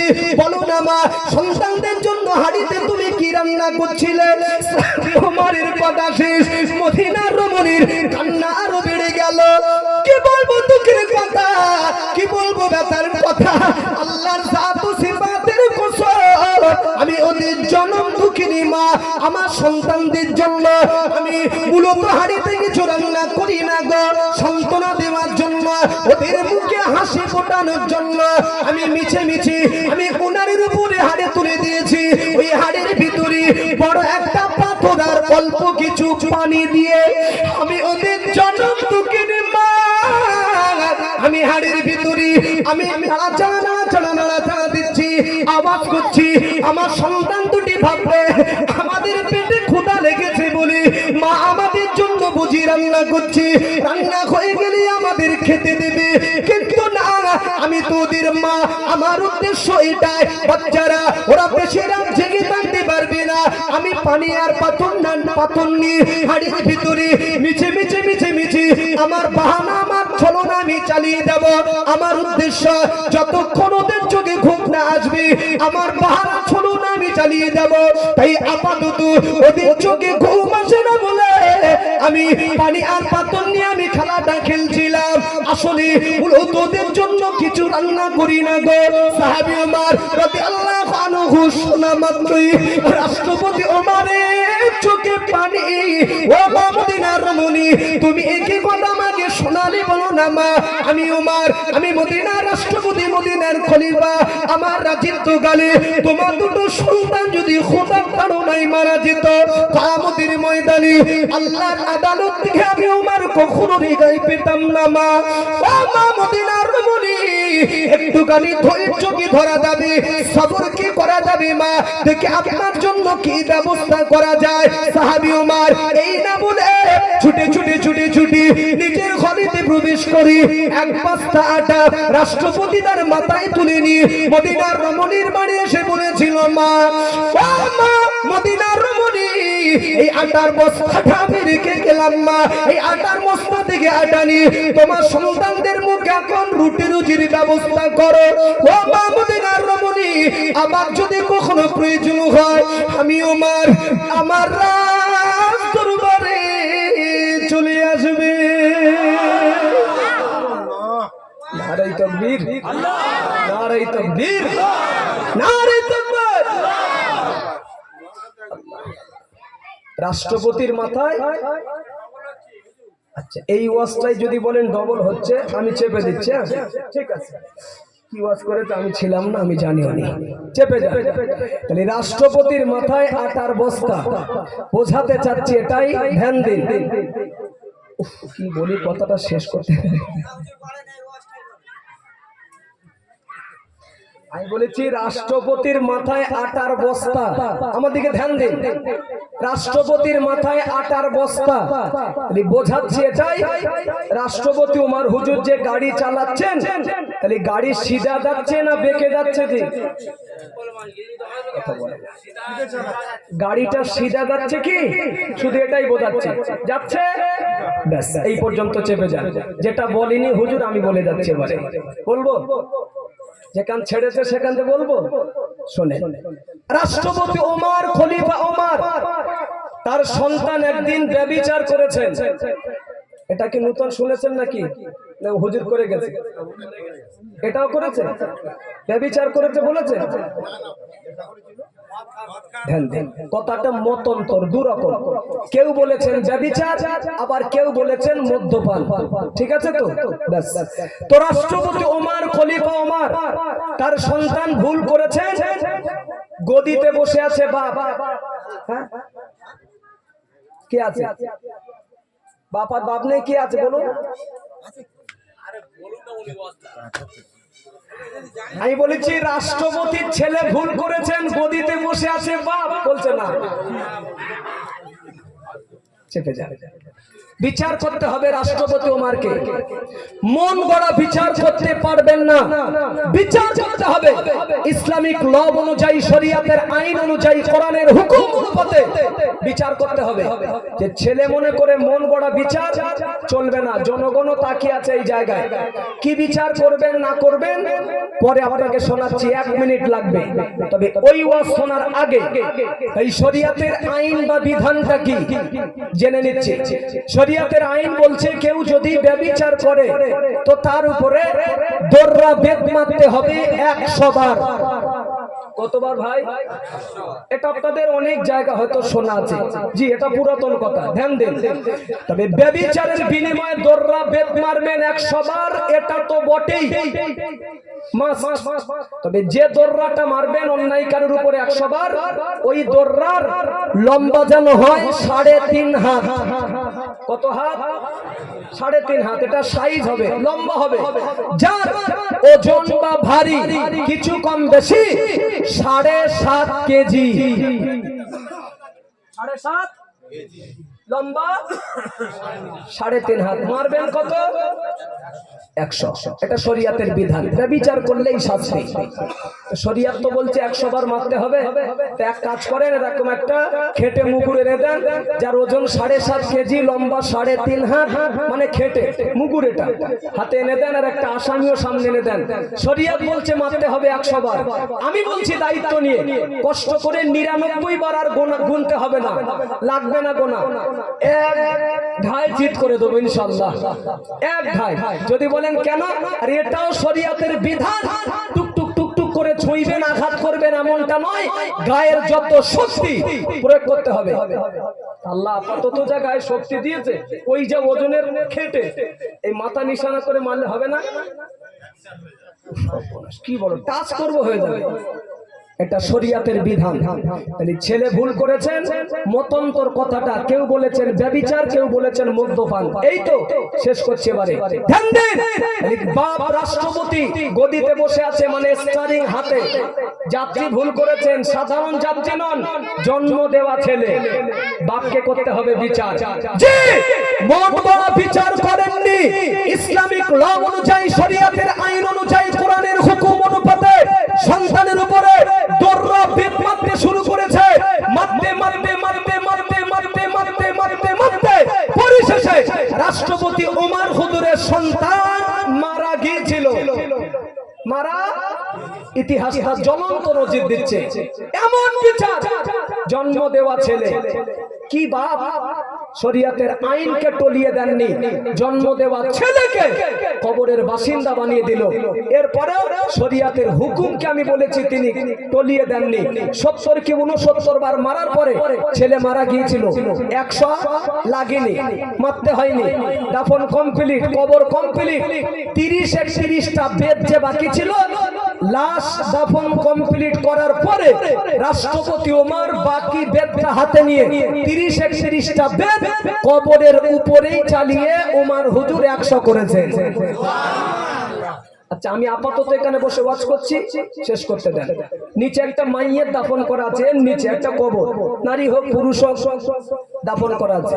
আমার হাতে একটা ছড়ি দেন, এখানে বসে বসে যদি লাঠি বা ছড়ি নিয়ে যদি এখানে মারি, মাইয়েতের গায়ে লাগবে কি না? সে তো এমনিতে দাফন দেওয়া আছে, আবার মাটির নিচে, আমি তো বসে আছি উপরে।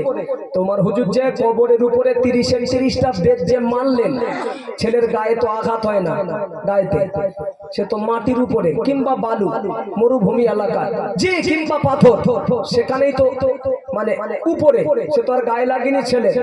মারার অর্থটা কি জিজ্ঞাসা করা হয়েছিল। ওমর হুজুর বলেছিলেন, কানতে কানতে ভয় হয়, ভয় হয়। আল্লাহর আদালতে যদি জিজ্ঞাসা করে ওমর, ছেলে মনে করে বিচার করতে করতে, জি 70 কি 69 বার মারার পরে ছেলে মারা গিয়েছিল, বাকি ছিল, এত মানলে না কেন? জবানে লাগাম লেগে যাবে, উত্তর দিতে পারবো না। এই চিন্তা মাথায় নিয়ে বলতে যাতে পারি কিয়ামতের ময়দানে আল্লাহর সামনে দাঁড়িয়ে, এই চিন্তা মাথায় রেখে বাকি বেদটা কবরের উপরেই চালিয়ে আমি 100 করেছি। এই পর্যন্ত রাখলাম। এইবারে বোঝাতে যেটা চাচ্ছি এবারে বুঝুন ভাইরা। এই যে বিচার করেছেন রাষ্ট্রপতি ওমর জন্ম দেওয়া ছেলের উপরে, বাপ বিচার করেছেন, বিচারটা শুনে আপনারা খুশি খুশি হব না? আরে শরীয়তের আইনকে টলিয়ে দেননি, ভেঙে দেননি, ছেলেকে কবরের বাসিন্দা বানিয়ে দিল। এর থেকে আর সূক্ষ্ম বিচার আপনি সমাজের মাটিতে কি নেবেন? খুশি তো নাকি? খুশি, অন্তর ভরা খুশি। কি বিচার! এই জন্য তো ওমর হুজুর আমাদের মডেল হবে, আমরা শিখবো ওমর হুজুরের দিয়ে। আজকাল আমার সমাজে বিচারে বসার আগে অন্তরে খুব ভয় আসে, রাগ করবেন না, খুব ভয় আসে। বিশ্বাস করুন, বিচার যখন হয় সমাজের মাটিতে, দেখি তো সমাজের মাটিতে বিচার যখন হয় খুব ভয় এসে যায়। যদি বলেন কেন, কষ্ট নেবেন না। চার ভাই মনে করে বলছি, ধনী পরিবারের একটা ছেলে ভুল করলে বিচার একরকম, গরিব পরিবারের একটা ছেলে ভুল করলে তার বিচার আর এক রকম, পার্টির লোক ভুল করলে বিচার একরকম, পার্টির বাইরের লোক ভুল করলে তার বিচার আর বলবো না। একটা পয়েন্টের উপরে ওয়াজ করতে করতে আমি এই পর্যন্ত এসেছি। ওয়াজ শেষ হয়নি, কিন্তু শেষ করতে বাধ্য হচ্ছি। অযোগ্য ব্যক্তিরা যখন যোগ্যতার আসনে বসবে, নেতৃত্ব দেবে, রাসূল বলেছেন আল্লাহর আসমান থেকে খেলা হবে। এজন্য নেতা কারা হবে, চেয়ারে বসবে কারা, আর চেয়ারে বসলে চেয়ারের দায়িত্ব কত, আর বিচার কেমন হবে, সমাজের বিচার ব্যবস্থাগুলো কিরকম করতে হবে, আপাতত বলতে বলতে এই পর্যন্ত আমি রেখে দিলাম। পয়েন্ট রেখেছি 5, এখনো পয়েন্ট কিন্তু 4টে বাকি আছে। শুনবেন না আপনারা? শুনবেন না? একটা পয়েন্ট শেষ করছি, 2 নম্বর পয়েন্ট থেকে ওয়াজ শুরু হবে। তার আগে জান ধরে সবাই নবীর উপরে একবার দরুদ শরীফ পড়ি। আল্লাহুম্মা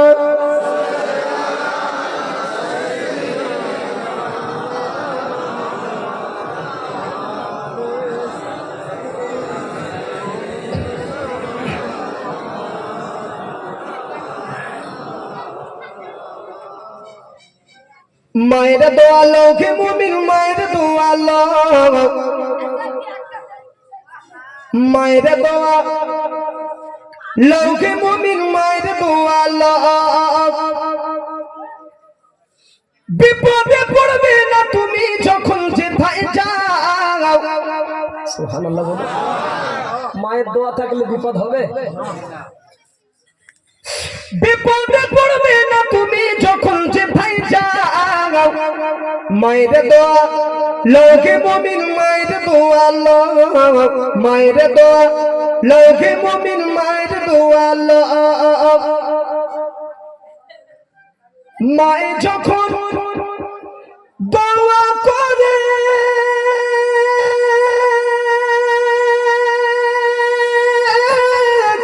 চলে যায় আর সফরে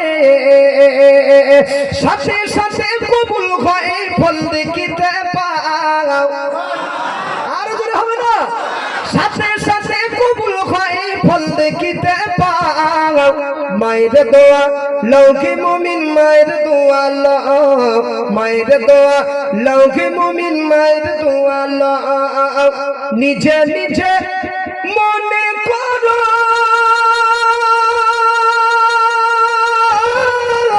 টাকায় আমি হইলাম বড়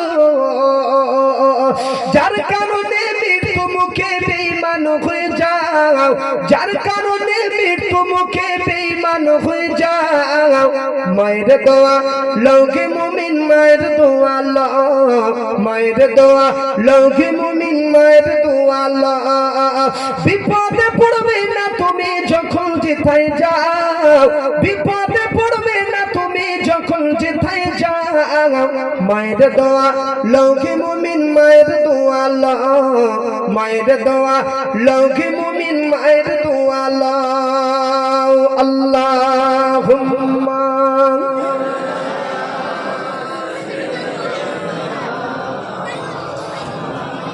وعلى آل سيدنا আলহামদুলিল্লাহ আপনারা অধৈর্য হচ্ছেন না তো আর একটু চালাবো আকবর ভাই না শেষ করব আর এক শুধু বলবো চারটে পয়েন্ট শুধু টাচ দিচ্ছি 2 নম্বর পয়েন্ট রাসূল বলেছে মসজিদ মাদ্রাসার সম্পদ যখন ব্যক্তিগত কেউ আত্মসাৎ করবে কথা শুনছেন তো ভাই কোথাকার সম্পদ মসজিদ মাদ্রাসা সম্পদ যখন ব্যক্তিগত কেউ আত্মসাৎ করবে রাসূল বলেছেন আল্লাহর আসমান থেকে গজব শুরু হবে ধ্যান দিন আপনাদের গ্রামের যে মসজিদ অবস্থা খুব একটা ভালো নয় আমি জানি আমি অন্যান্য গ্রামের মসজিদ দিয়ে বলছি আপনাদের এই একটাই মসজিদ না আর ভিতরে মসজিদ আছে ভিতরে পাথর আছে ভিতরে মোজার হয়ে যাবে ইনশাআল্লাহ আল্লাহ রাজি থাকলে মোজার পাথর তো দূরের কথা অনেক মসজিদে গিয়ে দেখছি তো এসিও হয়ে গেছে অনেক মসজিদে আগামী তো হবে ইনশাআল্লাহ মোজার করা মসজিদ পাথর বিছানো মসজিদ ধোল্লা মেসি মসজিদ আর ওই মসজিদের পাশে একটা চাচার বাড়ি আর ও চাচার দাওয়াত ছিল খানা বাড়ি পরের মাল তো চাচা এমন ভদ্দম খাওয়ান খেয়েছে খেয়ে হেঁটে আর বাড়ি আসতে পারিনি মসজিদের পাশ দিয়ে যাচ্ছিল যাওয়ার পথে দেখে মসজিদের গেট খোলা চট করে জুতোটা বাইরে রেখে ভিতরে গিয়ে জামা গেঞ্জি খুলে প্রচন্ড গরমের সময় তো মসজিদের পাকা সুইচটা মেরে জামা গেঞ্জি খুলে খালি গায়ে মসজিদের বারান্দায় শুয়ে চাচা আড়গোড় খাচ্ছে আরাম করতেছে ও চাচা আড়গোড় খাচ্ছেন খান আরাম করতেছেন করুন সমস্যা নেই ইলেকট্রিক বিলটা কে দেবে বোঝাতে পারিনি কে দেবে আগে সেইটা বলেন মাথা নাড়বেন না মুখে বলুন কে দেবে আপনি ছাড়লেন কেন রাগ করেন না আপনি যদি নামাজ কালাম পড়তেন তাসবিহ তাহলিল করতেন জিকির আজগার করতেন কোরআন তেলাওয়াত করতেন মুরাকাবা মুশাহাদা করতেন এক কথায় ইবাদতের জন্য ভিন্ন কথা, তার জন্যই তো সব, ঠিক কি না?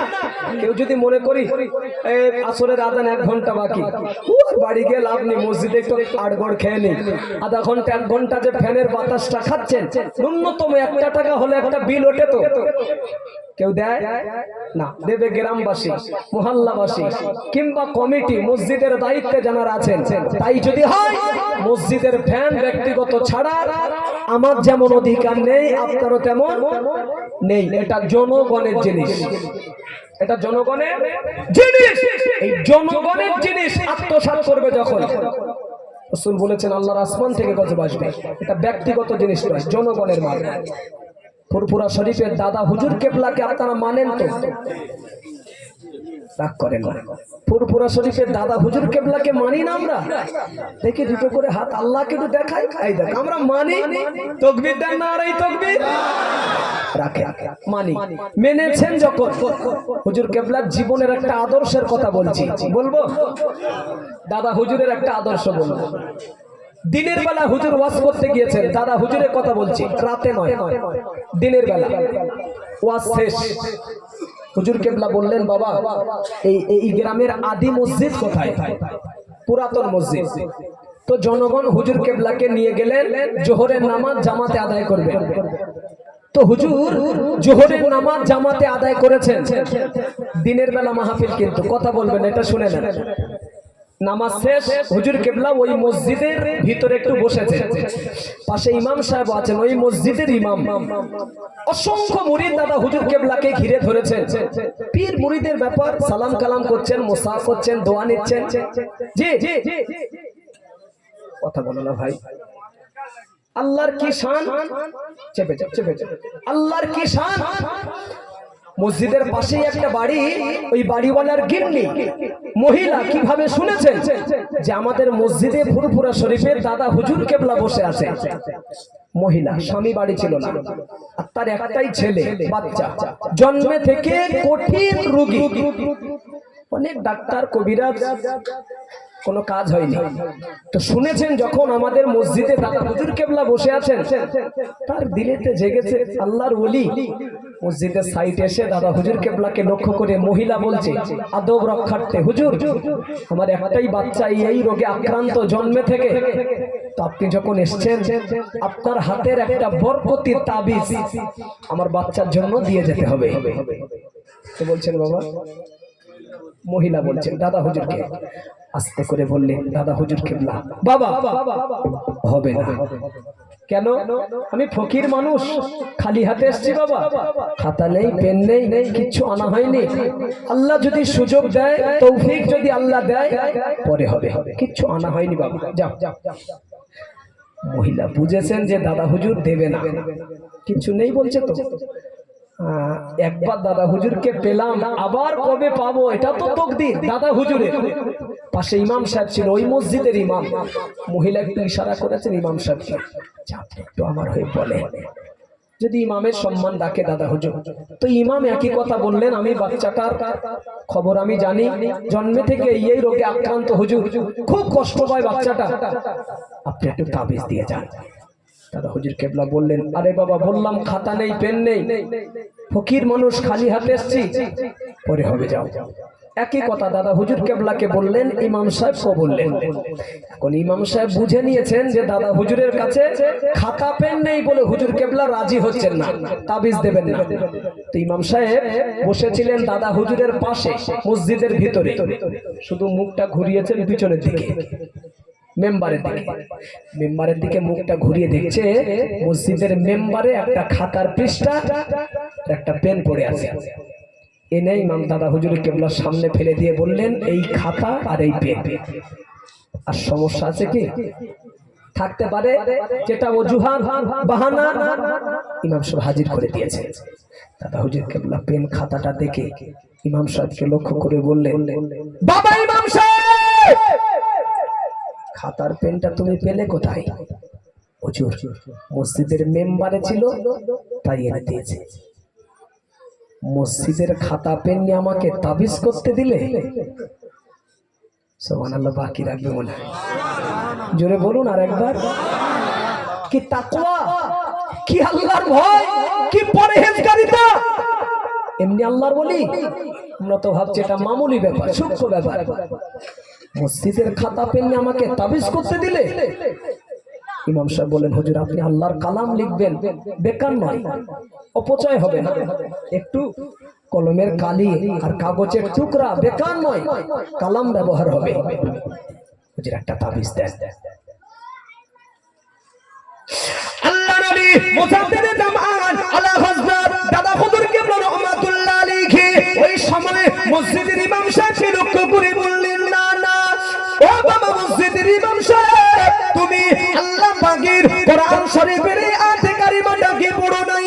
মহান আল্লাহ বললেন, ফামান ইয়ামাল মিসকালা যাররাতিন খায়রান ইয়ারা ওয়া মান ইয়ামাল মিসকালা যাররাতিন শাররান ইয়ারা। ও বাবা ইমাম সাহেব, মহান আল্লাহ বললেন, পৃথিবীর জমিনে কেউ যদি যারা পরিমাণ কোনো ভালো কাজ করে দেয়, আল্লাহ আখিরাতেও তার বদলা দেবে। আবার যদি পৃথিবীর জমিনে যারা পরিমাণ কেউ যদি অসৎ কাজ করে দেয়, আল্লাহ কিয়ামতের দিন তার প্রতিদান দেবে। ও বাবা ইমাম সাহেব, জনসাধারণের পয়সায় মসজিদের খাতা কেনা, জনসাধারণের পয়সায় মসজিদের পেন কলম কেনা, আমি আবু বকর ব্যক্তিগত মসজিদের খাতার পৃষ্ঠা নেব না। ফ্যান ছেড়েছেন, রাগ করবেন না, ইলেকট্রিক বিলটা হিসাব করে দিয়ে দেবেন। হ্যাঁ, আপনার পীর হাত তুলে আল্লাহকে দেখিয়েছেন, মানেন দাদা হুজুর কেবলাকে, মেনেছেন যখন মসজিদের টাকায় খাতা পেন কেনা, সেই পেন খাতা নিয়ে তাবিজে ব্যবহার করেননি। এটা জনগণের জিনিস, মাথায় থাকবে তো? থাকবে তো ইনশাআল্লাহ। মেজো হুজুর কেবলাকে মানে, হাই দেখো দাদা হুজুরের যদি মানি তার পাঁচটা ওনাদের মানবো না?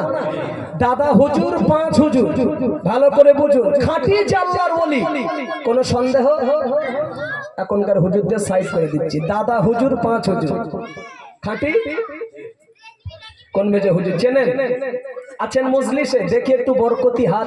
মেজো হুজুর কেবলার হাতে হাত দেওয়া মানুষ মোসা করেছেন এমন কেউ? দেখি একটু, দেখি, এক দুই, কয়েকজন হবে আলহামদুলিল্লাহ। রেখে দেন। জেমেলা হুজুর কিবলা রাহমাতুল্লাহ আলাইহি সম্পর্কে দাদা হুজুর কিবলা বলে গিয়েছেন, বসিরাটের বড় মাওলানা আল্লামা রুহুল আমিন সাহেব রাহমাতুল্লাহ আলাইহি, উনি হলেন ইলমে দুনিয়া ইলমের সাগর, উনি হলেন ইলমে দুনিয়া ইলমের সাগর। ওই দুনিয়ার ওই সাগরের জায়গাত হলো আমার নেদু সন্তান আবু জাফর। আল্লাহু আকবার। যাকে বাংলা আসামের মুফতি আজম বলা হতো, আল্লাহ কি জ্ঞান মেজো হুজুর কেবলাকে দিয়েছিলেন, ঠিক কি না? তো মেজো হুজুর কেবলার কলিকাতা তালতলা হাটে একটা খানকা শরীফ ছিল, তালতলা হাটে কলিকাতায়। ধ্যান দিন, মাসের যে কোনো একটা তারিখে একদিন বাদ মাগরিবের পরে জিকিরের মাহফিল করতেন। মেজো হুজুর নিজেই করতেন, তবে শেষ বয়সে করতে পারেননি অসুস্থ হয়ে যাওয়ার কারণে। তো ডেট অনুযায়ী মাসের একদিন জিকির হচ্ছে ওই মজলিসে। জিকির করতে করতে মজলিসে কারেন্ট চলে গেল।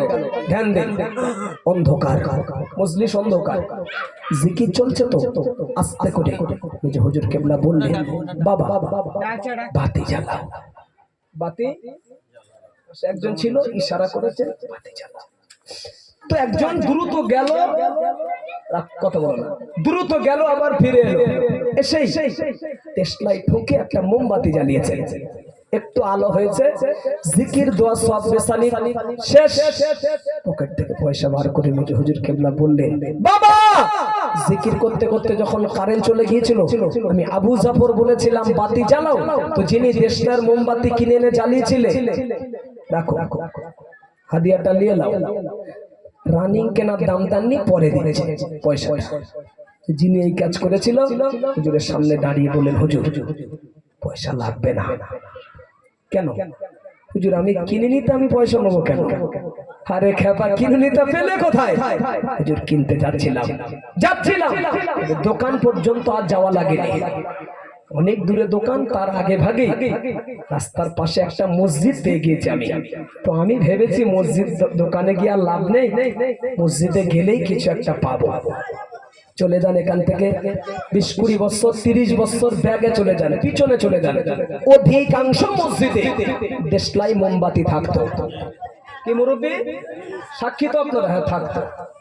হুজুর তাই এনে জ্বালিয়েছি আমি, কিনিনি হুজুর, পয়সা রেখে দেন। এই যে হুজুর কেবলার চোখ লাল হয়ে গিয়েছিল, আল্লাহর বলি তো।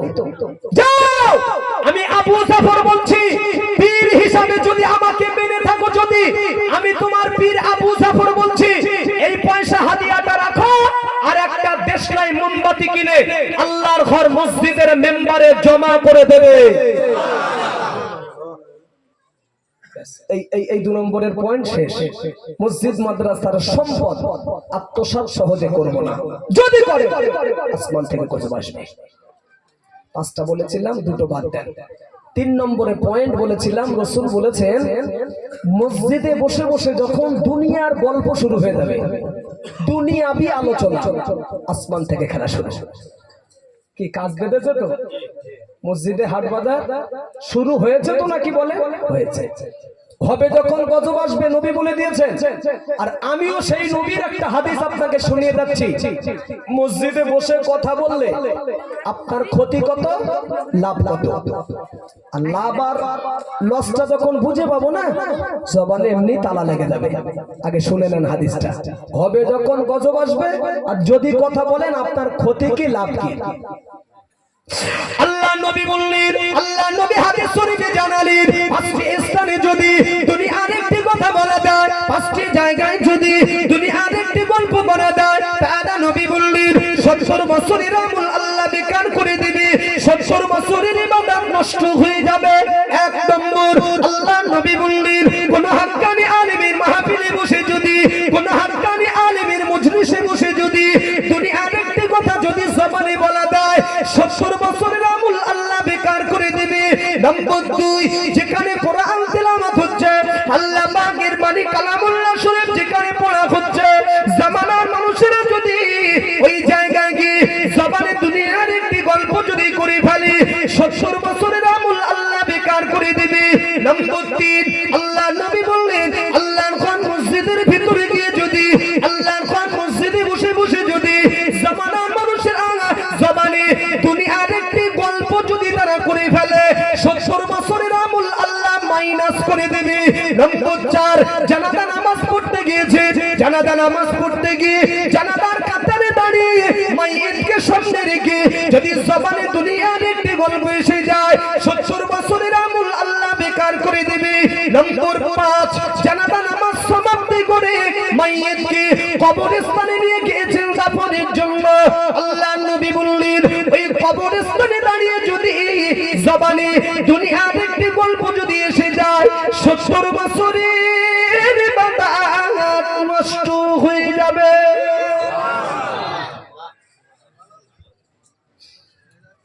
মানে আর আপনাদের ধৈর্য নেই। আকবর ভাই মেহমানদারি ব্যবস্থা করে দেন, আর আমি এবার দোয়ার দিকে আগে যাই।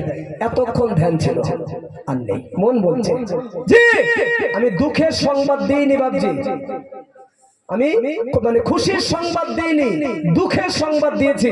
রাসূল বলেছেন 5টা জায়গায় দুনিয়াবি একটা কথা বললে রেজাল্ট, ফলাফল আল্লাহ নারাজ হয়ে অসন্তুষ্ট হয়ে আমল নষ্ট করে দেবেন। কত বছরের? 70 বছরের। 70 বছরের আমল যদি নষ্ট হয়ে যায়, এটা কি খুশির সংবাদ? জোরে বলুন না। তাই সেই 5টা জায়গার নাম বলার পরে আমি কিন্তু কিচ্ছু বলিনি। কি বললে হয় আপনারা তাই বলেছেন, না আবেগে বলেছেন। আবেগে আল্লাহ বাহ্যিকটা দেখবেন না, আল্লাহ ভিতরেরটা দেখবেন। বাহ্যিকটা আল্লাহ দেখেন না। আল্লাহ ক্ষমা করে দিন, আল্লাহ ক্ষমা করে দিন। বলুন আমিন। যে হয়তো এটা টানে বলে ফেলেছি, বলতে হবে নাউজুবিল্লাহ, যেহেতু দুঃখের সংবাদ এটা থাকবে তো মাথা ইনশাআল্লাহ। তাই ব্যাখ্যা করব না, শুধু জায়গার নামটা বলে দিচ্ছি। মসজিদে কথা যখন হবে গজব আসবে, আর শুনিয়েছি আপনাকে যে মসজিদে বসে কথা বললে লাভ কত ক্ষতি কত। এই 5টা জায়গায় একটা কথা বললে দুনিয়ার কথা আল্লাহ আমল নষ্ট করে দেবেন 70 বছরে নারাজ হয়ে। নম্বর 1, হাক্কানি আলেমের মজলিস। ঠিক আছে তো? শুধু আলেম বলিনি, এখন হাক্কানি আর আলেম, শুধু আলেম আর হাক্কানি আলেম ও শুরু করলে অনেক সময় লেগে যাবে, যাব না, এক করবেন না কিন্তু, না, হাক্কানি আলেমের অনেক মর্যাদা। জি, যে আলেমের চেহারার দিকে তাকালে নবী বলেছেন গোনায় সাগীরা গুলো ঝরে ঝরে পড়ে যাবে। এমন আলেম যারা, এমন বুজুর্গ যারা, যাদের চেহারা দেখলে গুনাহ ঝরে যায়, গুনাহ মাফ হয়ে যায়, এরকম হাক্কানি আলেমের মজলিসে বসে দুনিয়ার একটা কথা বললে হাক্কানি আলেমের মর্যাদার খাতিরে আল্লাহ আমল নষ্ট করে দেবেন 70 বছরে। তবে শর্ত হাক্কানি হতে হবে, ফচকে নয়।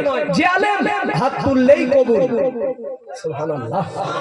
এমন আলেম যারা, 2 যেখানে কোরআন তেলাওয়াত হয়, 3 মসজিদের ভিতরে গিয়ে বসে বসে, 4 জানাজার কাতারে দাঁড়িয়ে, মাইয়ের সামনে আসে জানাজার কাতারে দাঁড়ায় না, বক্তব্য চলে 2-5 মিনিট, ওই সময় 5 জানাজা শেষ, যেখানে দাফন করা হয় মানে গোরস্থানে গিয়ে।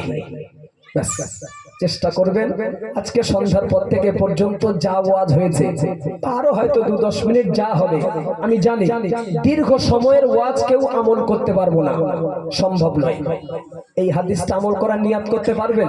আল্লাহর কসম, আপনারা যে কষ্ট করে চোখের ঘুমকে হারাম করে দুটো কথা শুনছেন বসে বসে, সময়ের মূল্য ফিরে পাবেন, তার সার্থকতা হবে।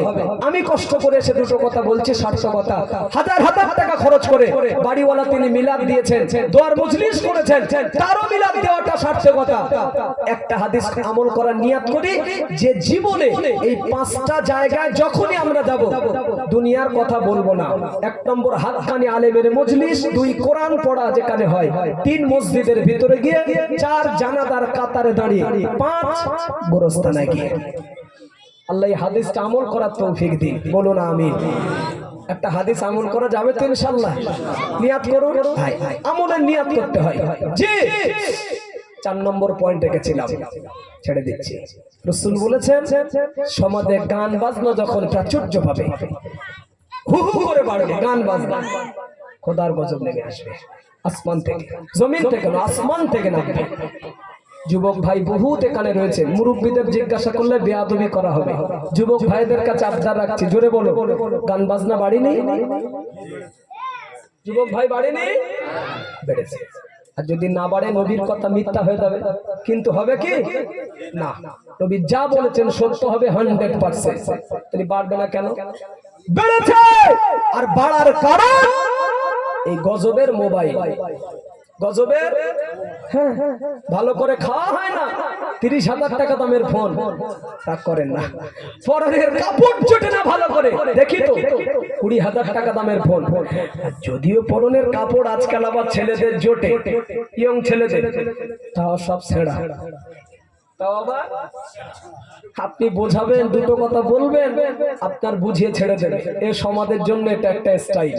হ্যাঁ, আমি মুরব্বীদের কাছে শেষ কথা একবার শুনছি, রাগ করবেন না, বেয়াদবিও নেবেন না, বাচ্চা মনে করে একটু ক্ষমার নজরে তাকিয়ে বলবেন, বাপজি জীবনে আপনারা কোনোদিন শুনেছেন যে ছেঁড়া জিনিস কখন স্টাইল হয়?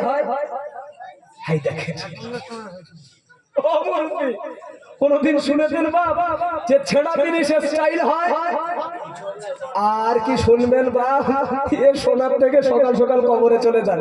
হ্যাঁ, লজ্জায় মুরব্বীরা যেটা ছিঁড়ে গেলে ফেলে দিত, জামা বলুন, গেঞ্জি বলুন, যাই বলুন, মান সম্মানের ব্যাপার, ইজ্জতের ব্যাপার, ফেলে দিত মুরব্বীরা।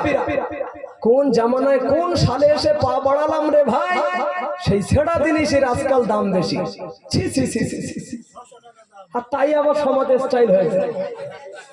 আচ্ছা, ছেঁড়া জিনিস যদি কেউ বলে স্টাইল, এর মতো মূর্খ আর কেউ আছে? চেপে যান। 5 নম্বরের পয়েন্ট রেখেছিলাম, শেষ পয়েন্ট। রাসূল বলেছেন ধনী ব্যক্তিরা যখন যাকাত দেওয়াটাকে জুলুম মনে করবে, যেটা আমার উপর প্রেসার হচ্ছে, জুলুম হচ্ছে, চাপ হচ্ছে, আসমান থেকে গজব আসবে। এই যুগে সব ধনী যাকাত দেয় মনে হয়? তবে কিছু ধনী দেয়, অস্বীকার করা যাবে না, কিছু ধনী যাকাত দেয়। তবে সমীক্ষার কথা আমি বলছি আপনাকে, সবাই যদি যাকাত ফিতরা দিত পৃথিবী জুড়ে যত কোটিপতি ধনী, সমাজে কেউ আর গরিব থাকতো না। না না, আর এই জন্য তো যাকাত ফিতরার হুকুম, আমি কোটিপতি, এক মুষ্টি আপনার ছুড়ে দেবো, আপনি ঠেলে দেন, উঠবেন, আর একটা কোটিপতি আর একটা গরিবকে দেবে, ও উঠে যাবে।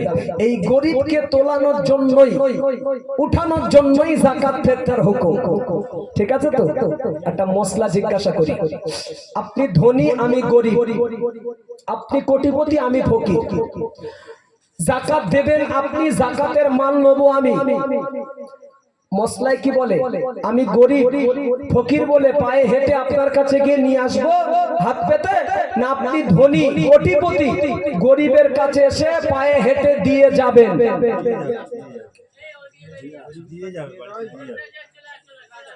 কি বলছেন?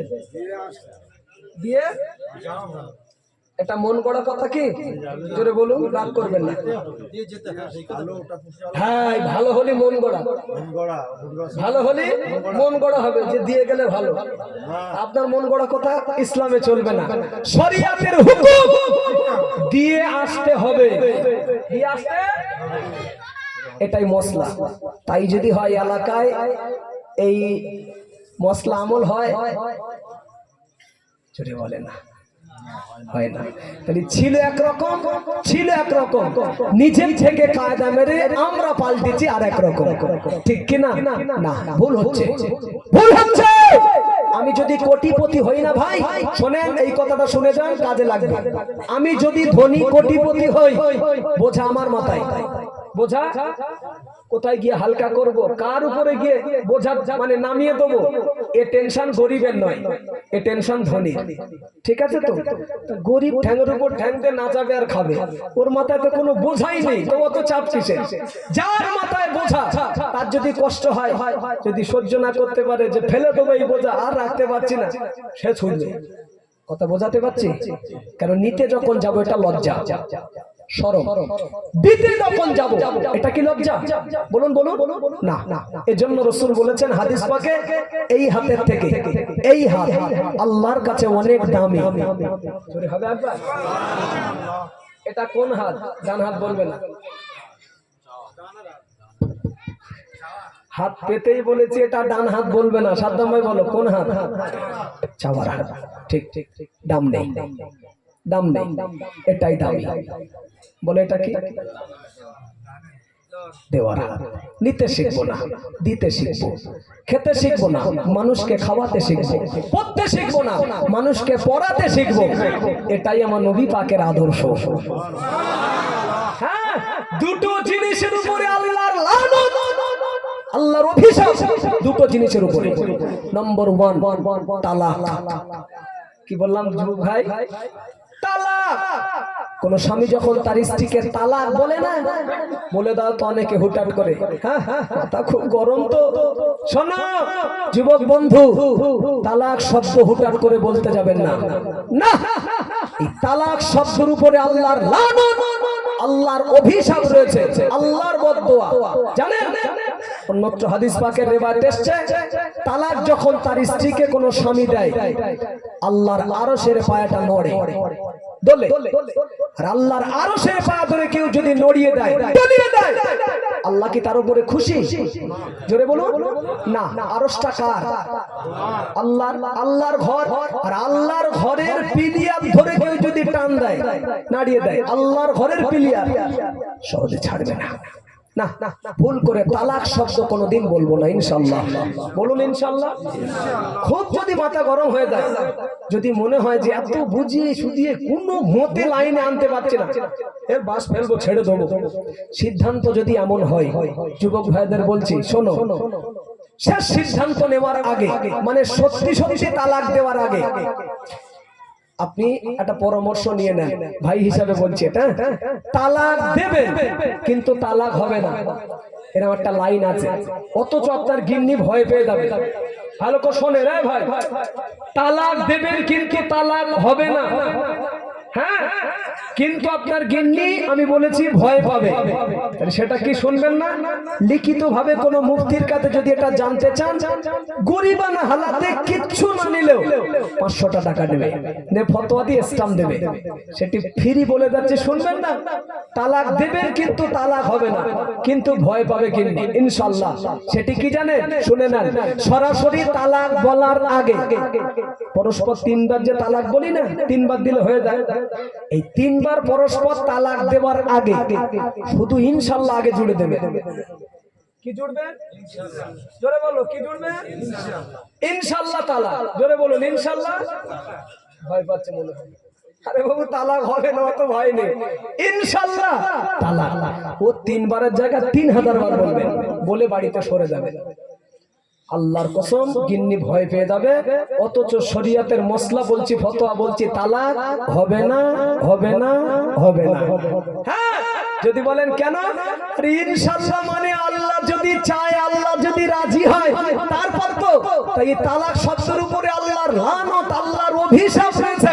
এজন্য ইনশাআল্লাহ আগে আর পরে তালাক বললে তালাক হবে না, হবে না, হবে না।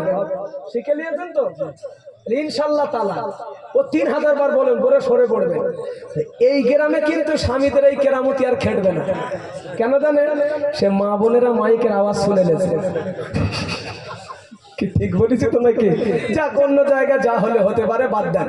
তাই 1 নম্বর তালাক, দুটো জিনিসের উপর লানত বলেছে। 1 নম্বর তালাক বলবো না কোনোদিন। 2 ভিক্ষা বৃদ্ধি চাওয়া, এই ভিক্ষুকদের উপরে আল্লাহর অভিশাপ।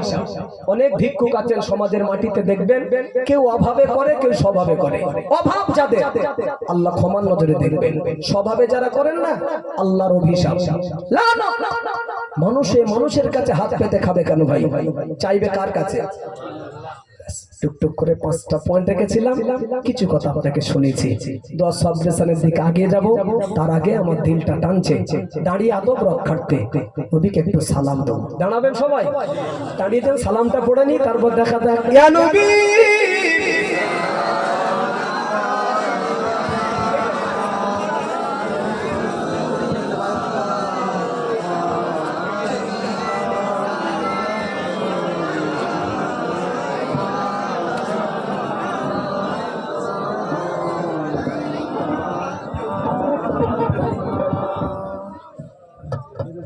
ঠিক আছে। বাইরে যারা আছেন দোয়া সব রেসারি হবে, মেহমানদারি করতে সময় লেগে যাবে, আপনারা চলে আসুন। আল্লাহ করে রাত খারাপ হয়নি, 10টা ওভার, দোয়া করতে আরো 10-15 মিনিট চলে যাবে। সবাই চলে আসুন, সবাই চলে আসুন, খুব মহব্বতে নবীকে আরেকবার সালাম দিই। ইয়া নবী সালাম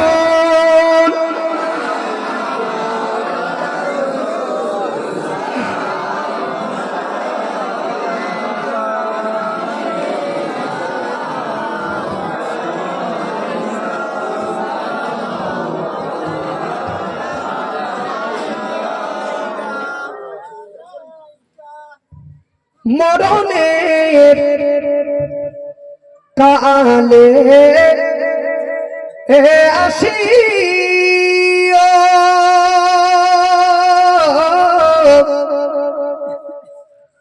নুরানি চেহারা দেখাইও, কলেমা তৈবা পড়াইও, হাউজে কওসার পিলাইও। ইয়া নবী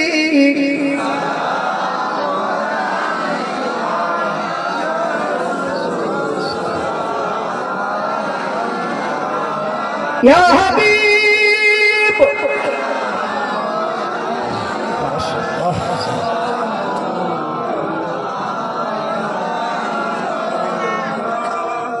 নবীজির ঘরে যাবি, আকবার হইলেন হাজির, দেখিয়া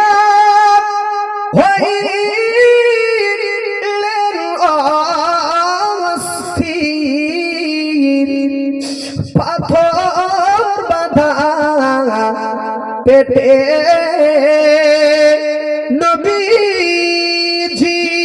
নবীজির ইয়া নবী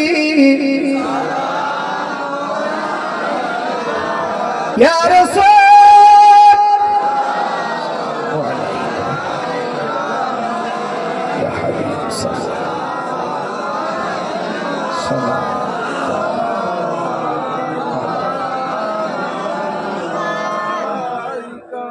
ফুরফুরার তরিকা আর সাথীরা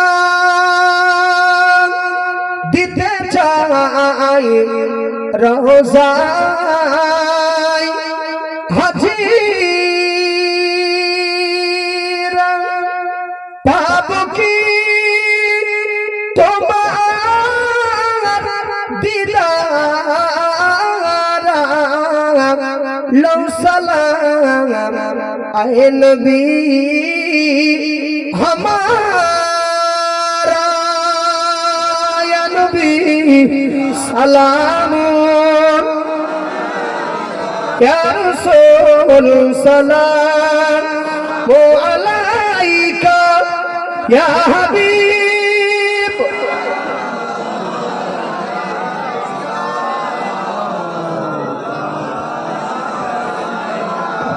বসো বসো ইয়া রব্বি সাল্লাল্লাহু